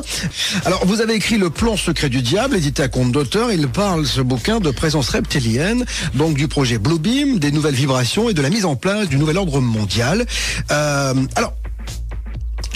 Alors, pour ceux qui connaissent pas du tout, qui sont pas du tout branchés, en quelques mots, c'est quoi le Bluebeam Project? Le Bluebeam Project, c'est tout simplement la volonté de mettre en scène l'arrivée d'un faux sauveur pour extorquer le consentement de l'humanité à un gouvernement mondial, à une religion mondiale. Et tout ça sous fond de nouvelles vibrations de réveil de l'humain. Donc ce nouveau sauveur incorporera à la fois les caractéristiques des sauveurs des différentes religions et des caractéristiques scientistes, sous-entendu faux sauveurs extraterrestres, faux messie et tout ça. Voilà.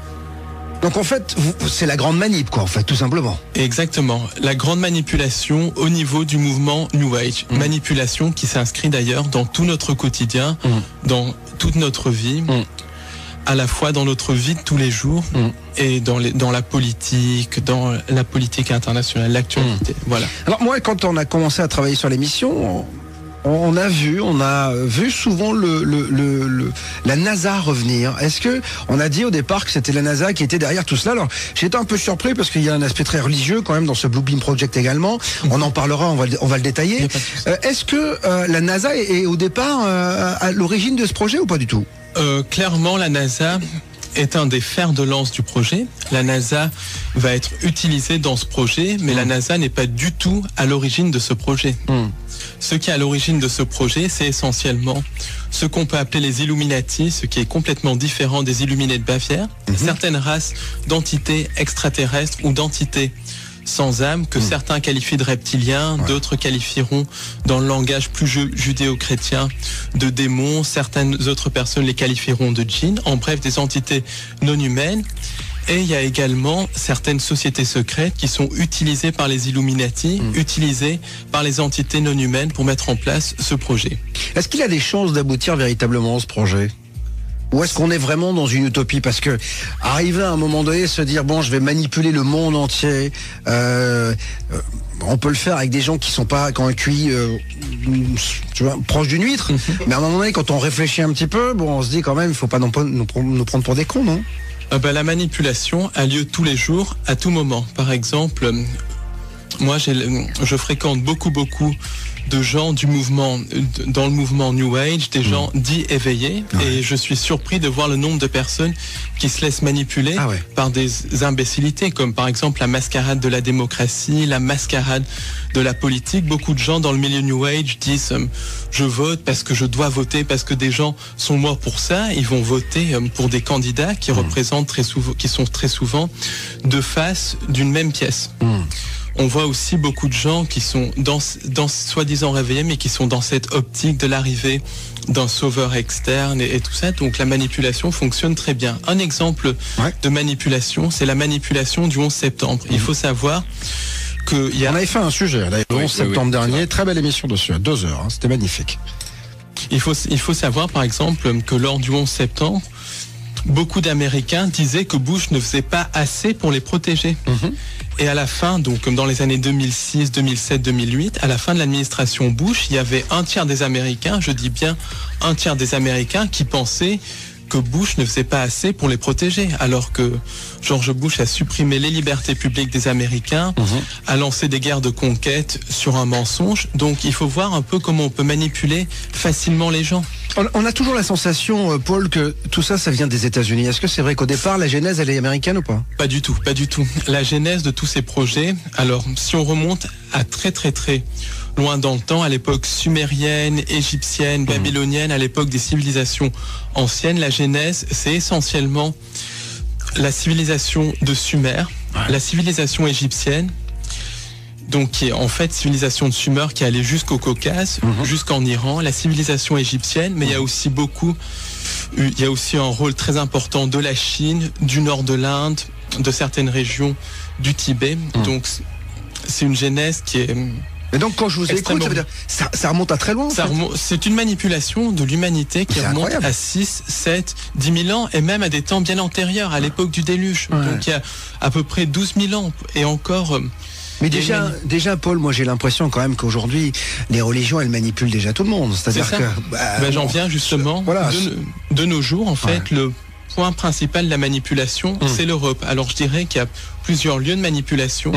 Le lieu de manipulation numéro 1, c'est la Cité de Londres qui manipule la finance. Numéro 1, ex aequo avec le Vatican, avec Rome qui manipule la spiritualité. Beaucoup de choses sont dirigées du Vatican, qui est une institution sataniste qui a perverti complètement le message du Christ. Il y a aussi une manipulation au niveau de Bruxelles avec l'OTAN, qui est une armée mondiale. Au niveau aussi de l'Allemagne, parce que les réseaux nazis sont extrêmement importants dans ce qu'on peut appeler le nouvel ordre mondial. Et au niveau de la ville de Paris, la ville lumière, qui est une des capitales philosophiques du nouvel ordre mondial. Donc c'est au niveau de l'Europe qu'a lieu l'essentiel de la manipulation. Et au niveau de l'Asie, la Chine joue un rôle très important dans cette manipulation, puisque, pour faire simple, l'essor de la Chine a été voulu, justement, et c'était calculé, c'était prévu. C'est calculé, voilà. C'est complètement prévu que la Chine arrive au sommet de l'élite mondiale. Parce que la Chine, c'est un blueprint de la société du nouvel ordre mondial. Bien sûr, Paul, vous annoncez des choses, mais j'imagine que vous avez basé vos écrits sur des recherches. Exactement. Comment s'est passé déjà vos recherches et sur quoi vous vous appuyez? Alors écoutez, déjà je m'appuie sur 20 ans de recherche, puisque j'ai 32 ans, mais j'étudie ça depuis l'âge de 12-13 ans. Je me base aussi sur beaucoup de témoignages, j'ai rencontré beaucoup de gens. En plus, je me base sur beaucoup de lectures, j'ai beaucoup lu sur le sujet. J'ai aussi une formation scientifique, je suis biologiste et journaliste scientifique de formation. Donc j'arrive quand même à décerner ce qui est vrai et ce qui est pas vrai. Et puis je me base aussi sur beaucoup d'intuition et sur la logique. Quand on regarde les actualités, il se passe les mêmes choses, la même diminution des libertés en France, en Angleterre, aux États-Unis, en Afrique du Sud, en Inde. Quand on voit que les mêmes choses se passent dans différents pays, on voit qu'il y a un plan coordonné qui est en train de se mettre en place dans tous les pays du monde. On est cuit ou pas avec ça? Parce que quand je vous écoute, je me dis on est dans la merde, parce que ça a déjà commencé depuis pas mal de temps. Ça a commencé depuis très longtemps. Alors, si on est dans la merde ou pas, ça dépend de nous, parce que on peut se rebeller, vous pensez? On peut se rebeller. Alors, comment on peut s'en sortir? Déjà, une non-collaboration avec le système, une non-collaboration pacifique, parce que le système, les entités qui dirigent le système se nourrissent de nos émotions de peur, se nourrissent de notre souffrance. Donc, surtout, une non-collaboration pacifique. Toute la violence et tout ça fait le jeu du système. Donc, toujours non-collaboration pacifique. Comment faire pour non collaborer? C'est-à-dire, déjà, quand une décision nous paraît injuste, ne pas participer à cette décision, et quand au fond de nous, on sent qu'on ne doit pas faire quelque chose, ne pas le faire. Quand on sent qu'on doit faire quelque chose, le faire.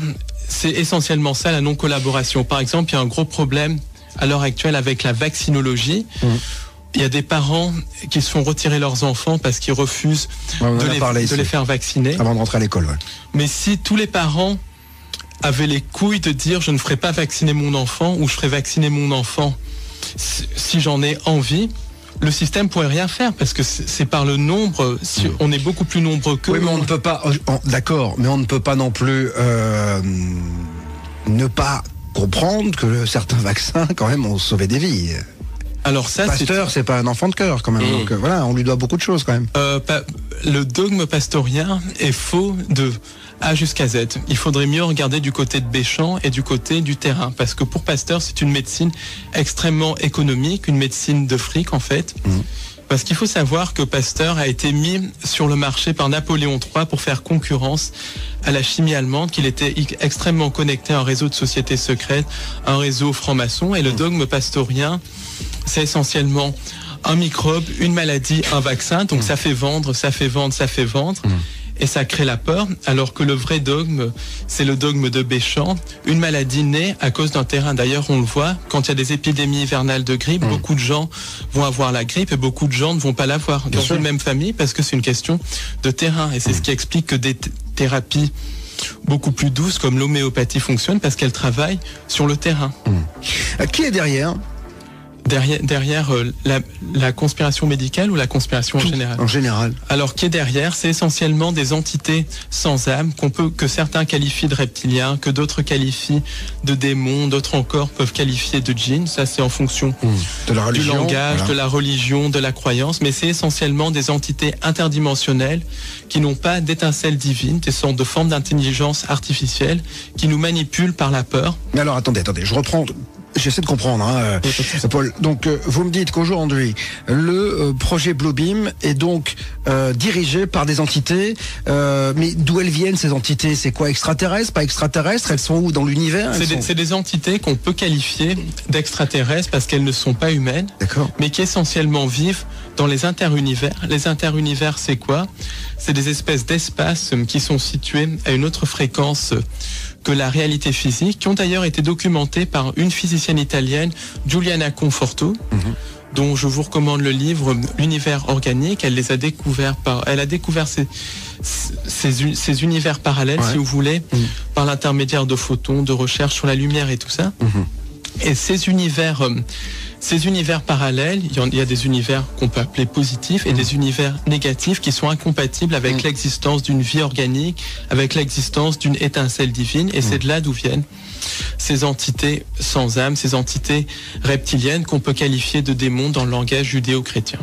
On parlera justement des différentes dimensions demain, puisqu'on ouvrira le dossier avec James Carvaljan, si je ne m'abuse. Alors si je peux rajouter un mot sur ces entités, il y a beaucoup de programmes américains qui ont mené des expériences de voyage dans le temps dans les années 40, 50, 60, 70, 80, qui ensuite sont passés de la clandestinité à la clandestinité encore plus grande à partir de 1983. C'est notamment l'expérience de Philadelphie, le programme Montauk. C'est quoi l'expérience de Philadelphie? Quand vous êtes en train de me dire que, en fait, on a réussi à voyager dans le temps et qu'on ne le sait pas. Il y a un voyage dans le temps qui est pratiqué de manière régulière par le sommet du complexe militaro-industriel, mais il y a aussi le voyage dans d'autres dimensions. Et en fait, l'expérience de Philadelphie, en 1943, ça n'avait pas été un navire qui a été transporté dans le temps, ça a été un navire qui a été transporté dans une dimension parallèle, dans la dimension des interunivers.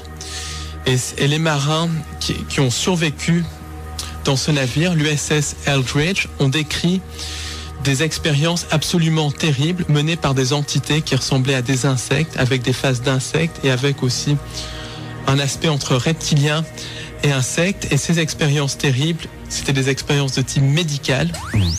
Et la dimension où ces marins sont retrouvés était une dimension sans vie, complètement triste, avec un espèce de ciel rougeâtre, extrêmement froide, qu'on peut assimiler à l'enfer de la Bible, au purgatoire de la Bible.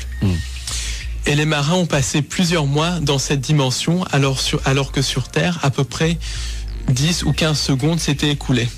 Donc ça, c'est un des premiers témoignages qui décrit les interunivers. Il y a des gens aussi qui ont été victimes de NDE, qui ont décrit les interunivers, comme le docteur Eben Alexander, qui a sorti un livre en anglais, Proof of Near Death, qui sort d'ailleurs en français aux éditions Guitry Daniel, et il décrit ces interunivers, ces dimensions extrêmement froides, beaucoup de gens qui meurent dans un état de vibration basse après des suicides et qui sont ranimés, décrivent ces interunivers. On va dans un instant, on va marquer une pause, parce qu'il faut gagner notre vie, vous le savez bien. On va revenir bien sûr sur toutes ces dimensions, etc. Je vous poserai cette question, pourquoi, puisque certaines personnes comme vous, qui sont initiées, ne le disent pas plus, en tout cas n'ont pas plus accès aux médias. Est-ce qu'on vous boycotte? Est-ce qu'on vous censure? Est-ce que le dogme scientifique, le dogme en général, vous empêche de parler? On verra cela dans un instant. Et alors dans un instant, enfin du côté de 22h, nous parlerons des entités, de la matérialisation de ces entités et de l'incorporation par les médiums de ces entités. Ce sera avec Roger Sellier. Le plan secret du diable, un ouvrage dans lequel il est question de la présence reptilienne, du projet Bluebeam, des nouvelles vibrations et de la mise en place du nouvel ordre mondial. Et c'est ce qui nous intéresse ce soir, puisque je reçois l'auteur de cet ouvrage, Paul Ponceau. On va donc revenir sur la question que je vous ai posée tout à l'heure, les médias, etc., etc. On a la sensation que on parle pas de tout cela, que tout est un peu caché. Et encore une fois, je dirais, ces entités dont vous nous parlez, qui sont sur d'autres dimensions, qu'est-ce qu'elles retirent de ce projet Bluebeam et de cette grande manipulation? D'abord les médias. Alors les médias, de toute façon, sont complètement inféodés à ce qu'on appelle les Illuminati, à ce réseau de sociétés secrètes. Par exemple, il n'y a jamais de petites annonces pour être présentateur aux 20h. Quand on est présentateur, c'est qu'on fait partie de certaines sociétés secrètes, qu'on s'est dans 99% des cas incliné devant le système, qu'on s'est incliné aussi devant le réseau de sociétés secrètes. Il y a aussi une ligne directrice à dire. Par exemple, dans la presse, on ne peut pas être pro-palestinien, il faut être pro-israélien, pro-sioniste. On ne peut pas dire la vérité sur le 11 septembre, il faut suivre la version officielle qui est complètement Ce qui vous dérange quoi, vous, c'est la liberté d'expression, c'est ça? Il n'y a aucune liberté d'expression dans la presse, en fait. La presse, c'est la propagande du régime, que le régime soit de droite ou de gauche, parce que droite et gauche, c'est la même chose. Alors c'est ce que vous pensez des médias. Heureusement on est là. Donc, voilà. Heureusement, on peut vous permettre de dire toute la vérité, en tout cas votre vérité. Je le dis toujours. Hein. Vous êtes peut-être pas d'accord avec Paul, mais en tout cas j'expose et vous disposez. Mais l'important c'est de parler. Alors je le disais dans ces différentes dimensions. Que vous annoncez avec ce projet Bluebeam, donc puisqu'on serait manipulé par des insectes un peu reptiliens, des entités de type reptilien. Exactement, qui ressembleraient donc à ces bestioles-là. Mais il y en a d'autres aussi, parce qu'il y a des entités de type arienne, des entités de type gris, des entités de type. Donc c'est ce qu'on appelle les extraterrestres finalement. Quand les gens disent voilà, j'ai été enlevé par un petit gris, par un reptilien, tout ça, finalement c'est ça. Alors, les enlèvements extraterrestres, donc Marc, qui va parler tout à l'heure. Marc Gray, ce sera tout à l'heure du côté de 23h. Eh ben, lui, il en dira certainement un petit peu plus que moi, mais moi, ce que je pense, en tout cas, sur la thématique des enlèvements, c'est qu'il y a deux types d'enlèvements. Il y a les enlèvements qui sont produits par les entités extraterrestres, les entités extraterrestres sans âme, qui ont essentiellement un but d'hybridation et un but aussi de propagande de l'idéologie extraterrestre. Et il y a les enlèvements qui sont dus au programme de contrôle mental. Ces enlèvements dus au programme de contrôle mental rentrent dans le projet Bluebeam. Ils sont là pour créer des alters, pour créer les grands prêtres de la nouvelle religion mondiale, qui sera basée, au moins en partie, sur la vénération de ces entités sans âme. Donc il y a les vrais enlèvements extraterrestres et les enlèvements qui sont dus au complexe militaro-industriel, au programme de mind control, et qui paradoxalement sont faits avec la technologie extraterrestre, puisqu'au niveau du complexe militaro-industriel, il y a une collaboration constante avec des entités extraterrestres. Alors j'ajoute que contrairement à ce que pensent beaucoup de gens du milieu New Age, et là je vais être un peu iconoclaste, les enlèvements par leur nature même ne sont pas positifs ni rien, parce que quand on commence à violer l'intimité de quelqu'un, quand on commence à agir sur l'esprit des gens, quand on commence à agir sur les couilles de la personne, il faut dire les choses telles qu'elles sont. Il y a rien de positif là-dedans, que ça soit fait par des entités extraterrestres ou par le complexe militaro-industriel, il n'y a rien de positif là-dedans. Alors Paul, le but en fait de tout cela, la finalité c'est quoi? Parce que vous m'avez dit que ça a commencé il y a 6-7 000 ans, même bien avant. Donc c'est quoi le but? Alors déjà parce qu'ils ont mis du temps, parce qu'ils y sont pas arrivés finalement. Est-ce qu'on est rebelle un peu plus? Est-ce que l'homme est finalement pas si malléable? Globalement, si on est dans un état de vibration élevé, on n'a aucun risque en fait, globalement. Parce que les gens qui meurent sont dans un état de peur et tout ça, et moi je ne suis pas dans un état de peur quand il s'agit de transmettre cette information. Je la transmettrai quel que soit le prix. Voilà. Donc quand je vous écoute, on a la sensation d'être dans Matrix finalement. Exactement, exactement. On est dans Matrix. Alors le projet Bluebeam, pourquoi il se met en place maintenant? Pourquoi ça met autant de temps? Parce que justement, les entités sans âme ont besoin du consentement de l'humain pour manipuler les gens. Alors, pour qu'une manipulation marche, la personne manipulée doit consentir à être manipulée. Alors, le consentement peut s'obtenir par le silence, qui ne dit rien consent, ou on peut leurrer les gens à consentir. Par exemple, un des modèles de consentement les plus basiques, c'est la démocratie, ou démocratie comme je l'appelle, parce que la démocratie n'existe absolument pas et n'a jamais existé. La démocratie, c'est une illusion. À chaque élection présidentielle, on donne aux gens le choix de choisir entre deux partis différents, alors que c'est deux faces d'une même pièce. Oui, mais qu'est-ce que vous voulez proposer alors? Parce qu'on avait reçu Étienne Chouard également qui nous avait parlé de tout cela. Je lui avais dit quelle est la solution, parce que ne pas voter, c'est quelque chose qui moi me gêne, parce que alors je suis peut-être pas initié, je comprends pas tout ce que vous me dites, mais en tout cas moi on m'a donné la possibilité de mettre un bulletin dans l'urne, de droite, de gauche, d'extrême droite, d'extrême gauche, etc. Et puis je me dis que finalement au cours du temps, on voit encore qu'il y a quand même certains pays qui sont toujours sur un régime de dictateurs et puis d'autres qui sont, en tout cas de ce côté-ci de l'Atlantique, plutôt des régimes de démocratie. Alors même si je pense que quand vous me parlez de dictature, c'est la dictature de la finance, etc. C'est ce que vous avez. Mais on est quand même vachement plus libre qu'au Mali, par exemple, où on voyait que, vous voyez, on est quand même. Encore qu'au Mali, il y a un génocide qui est en train d'avoir lieu, une guerre coloniale qui est en train d'avoir lieu, parce que quand un régime est à bout de souffle, quand un régime veut détourner l'attention des choses, il envoie les troupes pour des guerres coloniales. C'est arrivé dans les années 70. Vous êtes en train de me dire qu'en fait c'est pour c'est un leurre, en fait, c'est ça? Exactement. Pour gommer la politique de François Hollande, c'est ça? Alors, la guerre du Mali, donc justement, on peut en parler. Ça. Pas trop, parce qu'on va surtout revenir sur le projet Bluebeam, mais non, mais allez-y vite fait. Oui, la guerre au Mali, donc, elle peut s'interpréter à plusieurs niveaux. En premier lieu, donc, c'est un espèce de leurre pour créer une guerre, pour détourner les gens de toute l'austérité économique qui est en train de se mettre en place. Bon, on peut élaborer là-dessus. En second lieu, c'est une guerre pour s'emparer des richesses du Mali. C'est un pays qui est extrêmement riche en pétrole, en hydrocarbures, en minerais. Oui, mais il y a quand même une base au départ. On est là quand même pour les aider. On peut pas laisser faire les exactions, tout ce qui se passe quand même en Mali. Mais les gens qui sont derrière les exactions sont financés par la CIA. Les groupes comme ACMI et tout ça sont liés à Al-Qaïda. Al-Qaïda, qui est une création de la CIA, qui a été créée par la CIA dans les années 80 pour lutter contre les soviétiques en Afghanistan, et qui utilisait tantôt comme le gentil, tantôt comme le méchant. Mais alors pourquoi vous me dites? Parce que c'est vrai que moi, depuis que je suis tout gauche, j'ai toujours entendu dire que la CIA était derrière tout. Et pourquoi aujourd'hui on laisse faire encore? Aujourd'hui on laisse faire. Tout le monde le sait. Pourquoi on laisse faire? Ben le problème, c'est que ce n'est pas la CIA qui est derrière les choses. La CIA, c'est le bras armé, l'Amérique, c'est le bras armé, mais ce qui est derrière, c'est des sociétés secrètes européennes. Et les gens le savent, mais ils ne disent rien. Et donc, quand les gens ne disent rien, ils consentent. Parce que les gens sont trop occupés par la bière qui est offrée, par leur match de foot, par leur quotidien, par aller s'envoyer en l'air les week-ends. Mais dites-moi, vous devez être super malheureux finalement, vous. Pas du tout. Ah bon? Parce que quand vous faites le constat, j'ai l'impression qu'on est dans la merde, que finalement on est totalement manipulé. Et je me dis, comment vous arrivez-vous à avoir votre petite lumière de bonheur?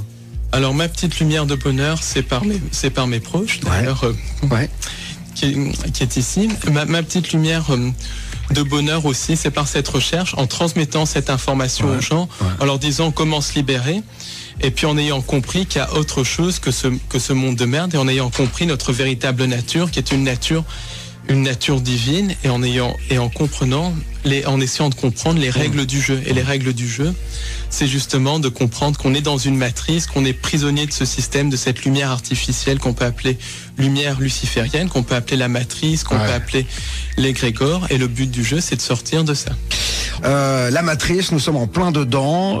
Des entités seraient là derrière ce projet Bluebeam. Des entités qui n'ont pas un but très sympathique à notre égard, Paul. Hein. Exactement. Globalement, leur but en fait, c'est nous utiliser comme pile électrique. Et le film Matrix est très révélateur en cela. Et à terme, le but, c'est de créer les univers, recréer les univers inorganiques, recréer ce qu'on appelle les interunivers sur Terre, c'est-à-dire de faire fusionner l'homme avec la machine. C'est la société transhumaniste, et tout cela, ça implique le génocide de plusieurs milliards de personnes. C'est ce qu'on appelle le nouvel ordre mondial, en fait. C'est le nouvel ordre mondial, mais qui est un ordre transhumaniste, eugéniste, avec le génocide de plusieurs milliards de personnes, en particulier les races dites inférieures par les entités qui nous dirigent, parce que ces entités et les Illuminati sont profondément racistes. Les terriens, on est des races inférieures, c'est ça, par rapport à ces entités? Les terriens, on est à la fois des races inférieures, parce qu'on n'a pas la technologie, mais aussi des races supérieures. Elles nous craignent et elles nous utilisent, parce que si on se réveille, on a l'étincelle divine que ces entités n'ont pas. Et c'est nous, et elles nous leurrent à créer notre propre asservissement, notre propre prison, parce qu'elles n'ont pas de capacité créatrice. C'est nous qui créons notre prison pour eux. Mais essentiellement, il y a un atout fondamental sur la Terre, c'est la race humaine. Et la race humaine semble posséder une étincelle divine extrêmement importante. Et en plus, il y a toute cette diversité de vie sur Terre qui, d'après ce que disent certains contactés extraterrestres, ne se retrouve pas ailleurs dans l'univers. Donc il y a plein de raisons à ça. Alors, maintenant, j'ai envie de savoir, comment ça va se passer, en tout cas là dans les années qui viennent, comment ça se passe, quel est le process quoi. Alors le process déjà, c'est notre choix où on sort où on retrouve notre vraie nature avec l'aide des nouvelles vibrations qui sont en train d'arriver, sur lesquelles je reparlerai un petit peu plus tard. On sort de la matrice et on retrouve notre vraie nature, notre nature divine qu'on n'aurait jamais dû perdre. Ou bien c'est quoi cette nature divine qu'on a perdue? Cette nature divine, c'est essentiellement la nature de créateur infini. On est capable de créer notre réalité. On est possibilité infinie. On est capable de créer. J'essaie de comprendre, Paul. Créer notre réalité, ça veut dire quoi? On est des êtres créateurs. À un moment donné, avant qu'il y eut cette arrivée d'entités extraterrestres sans âme, on pouvait littéralement créer par la pensée. On le peut toujours, mais c'est beaucoup plus voilé et tout ça. D'accord. On est des êtres créateurs, on est capable de tout et surtout on a notre connexion divine. On est possibilité infinie. On va parler de l'ADN dans un instant. Exactement. Parce que je crois qu'il y a un programme à l'intérieur de notre ADN. Restez donc avec nous, c'est passionnant, le projet Bluebeam, le Bluebeam Project, si vous parlez bilingue comme moi. Je parle bilingue. Je parle bilingue, moi, monsieur.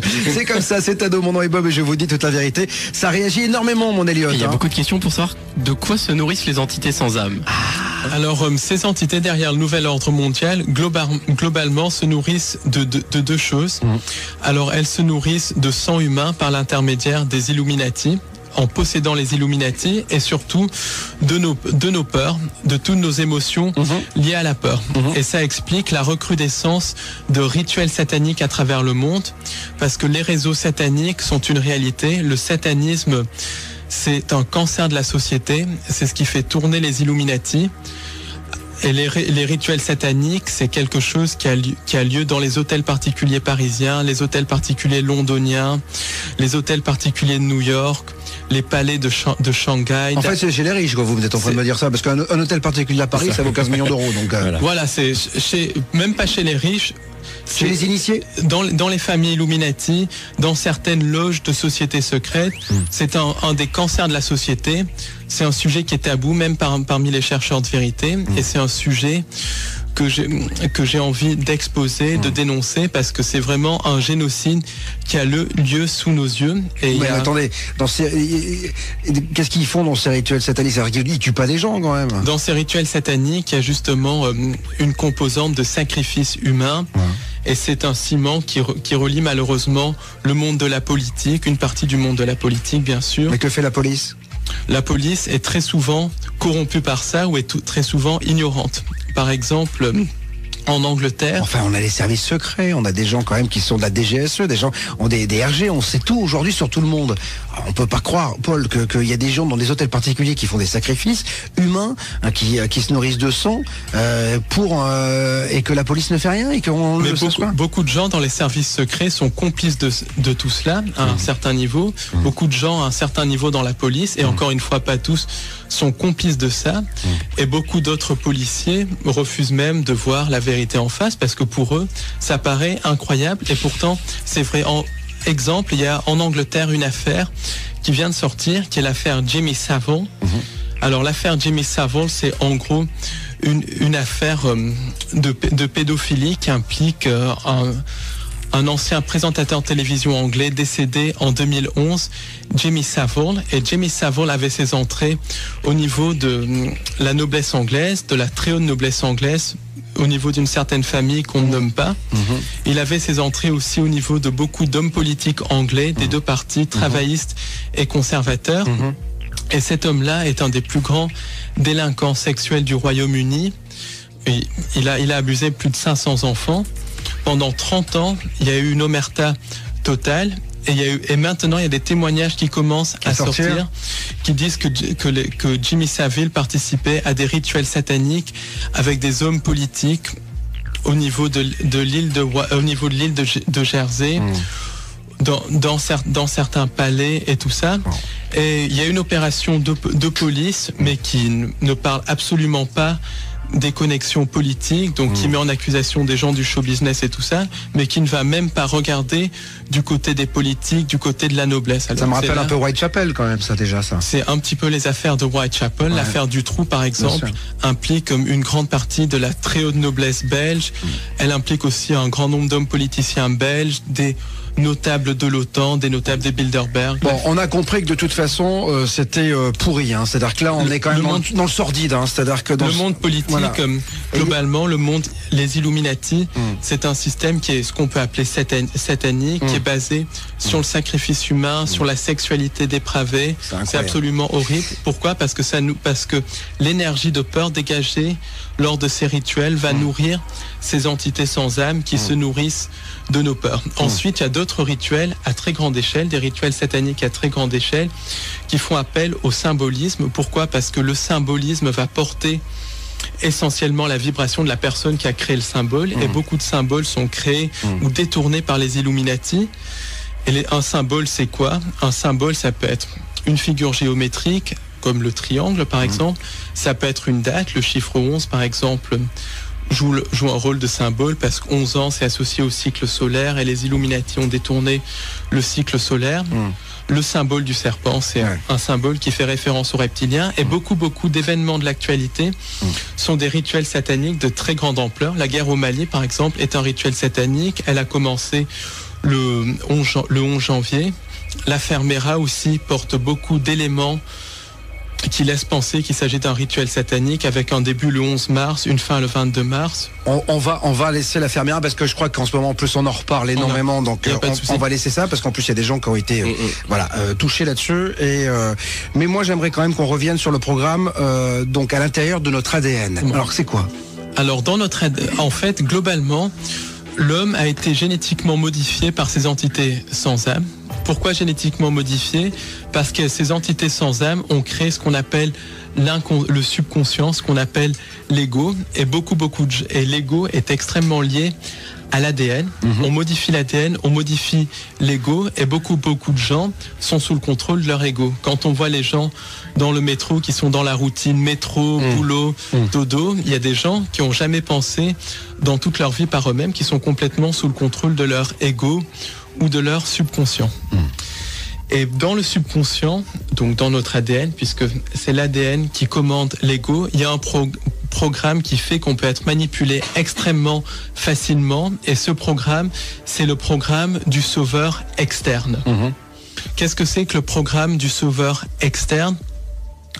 C'est ce programme qui fait qu'on donne notre énergie à quelqu'un d'autre pour venir nous sauver. Et le Blue Beam va faire appel à ça. Essentiellement, les entités sans âme et les Illuminati vont créer un maximum de chaos pour que le chaos organisé ? Un chaos organisé pour que les humains demandent l'arrivée d'un sauveur externe ou accueille à bras ouverts un sauveur externe. Et ça, quand un humain accueille un sauveur externe, c'est un consentement. Et là, les humains consentiraient à être régentés directement par les entités sans âme et au nouvel ordre mondial. Alors vous dites que vous avez rencontré un homme qui vous a dit avoir été modifié avec l'ADN d'un dauphin, c'est exactement. Ça ? C'est-à-dire ?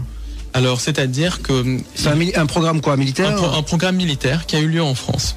Et j'ai discuté avec cet homme au cours d'une conférence que j'ai donnée en province.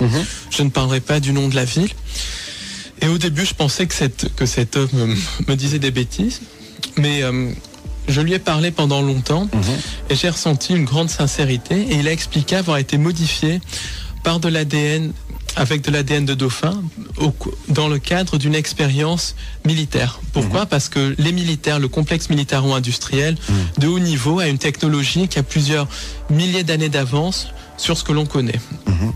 Et je vais vous dire ce que c'est un peu les technologies. Il y a des technologies de contrôle du climat, le projet ARP, des technologies d'antigravitation.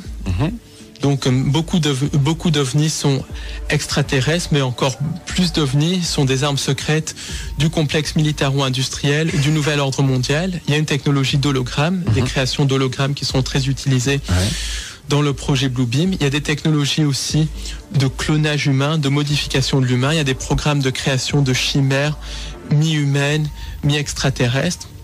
Il y a aussi des programmes de voyage dans le temps et il y a des programmes de création d'armes à énergie dirigée, par exemple, pour en venir au 11 septembre, qui est d'ailleurs aussi un rituel satanique d'extraction d'énergie qui fait appel à beaucoup de symbolisme de la magie crowleyenne, Aleister Crowley, dont la magie est extrêmement utilisée par les Illuminati. Le 11 septembre, ça va bien au-delà de ces histoires de termites et tout ça.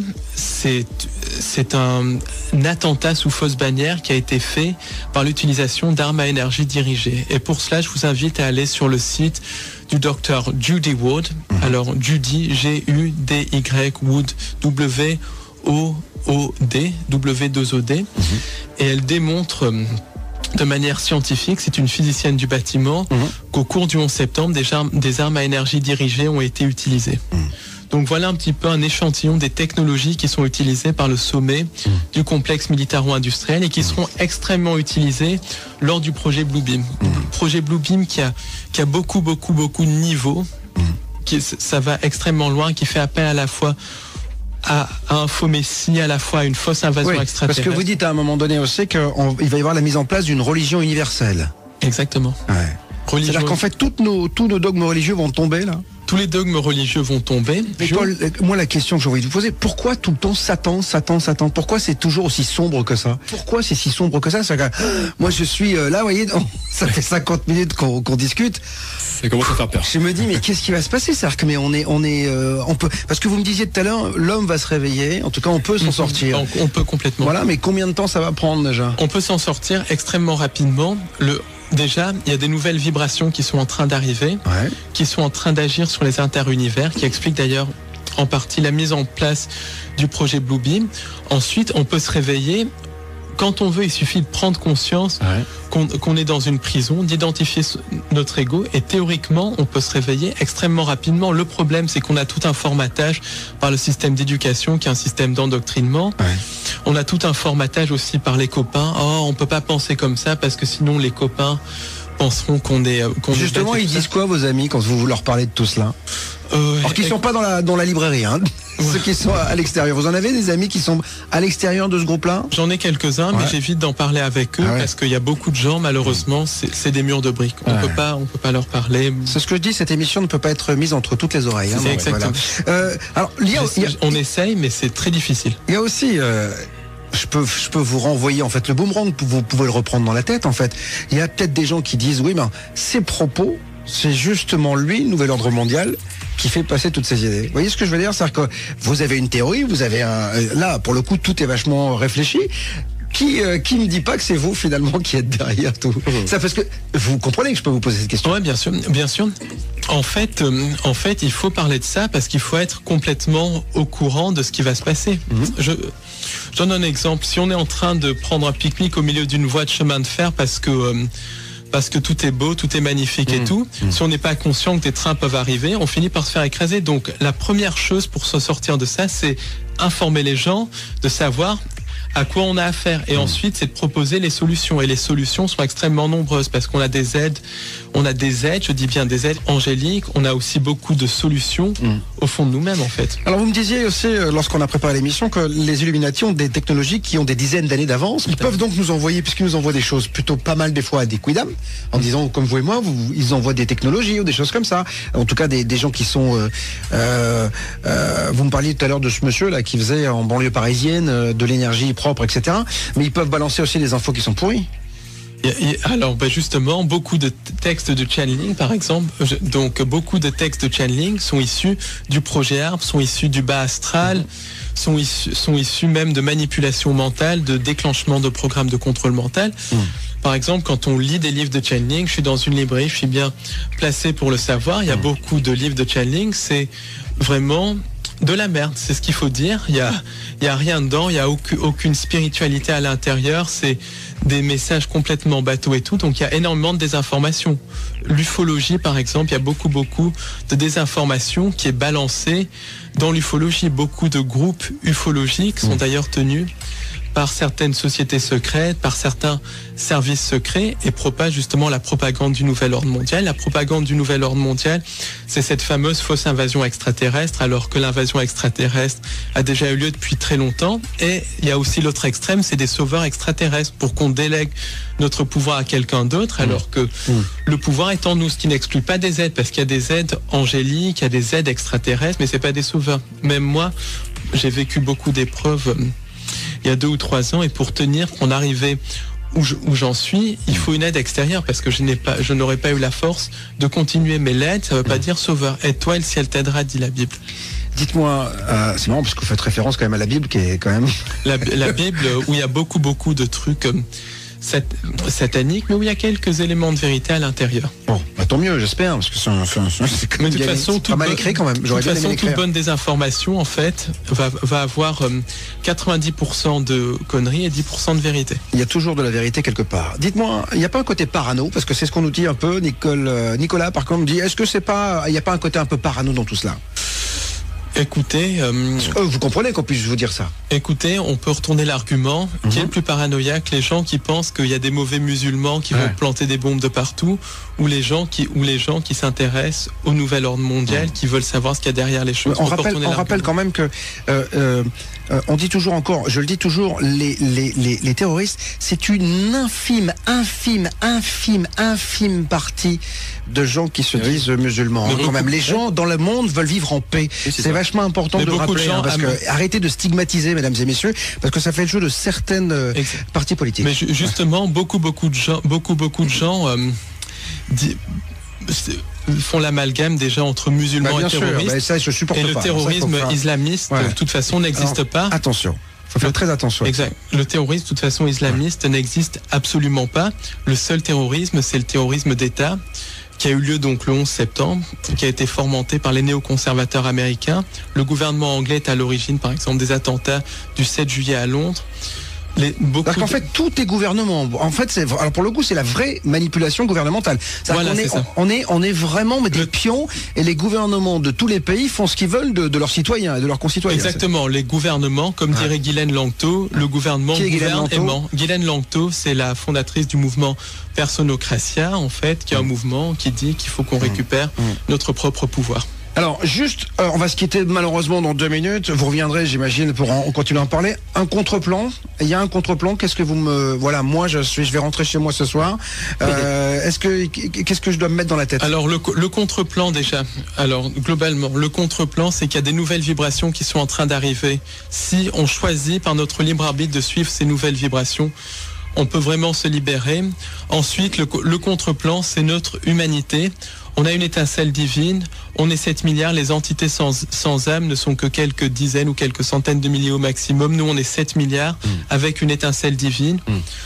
En plus, si on se donne vraiment les moyens, si on refuse tous de collaborer de manière pacifique avec le système, on peut vraiment arriver à quelque chose. Mais la solution, globalement, c'est vraiment s'aimer les uns les autres, aimer son prochain et essayer de donner l'information comme on peut la donner. Et quand on sent que quelque chose est juste le faire et transcender nos peurs. Alors vous avez dit quelque chose de très intéressant. Aimez-vous les uns les autres, quelle que soit votre couleur de peau, votre religion. C'est ça qui est le plus important. Paul Ponceau, merci infiniment d'être venu ici. Je rappelle que vous êtes chercheur de vérité, libraire, conférencier, écrivain amateur et que vous avez écrit donc Le plan secret du diable à compte d'auteur.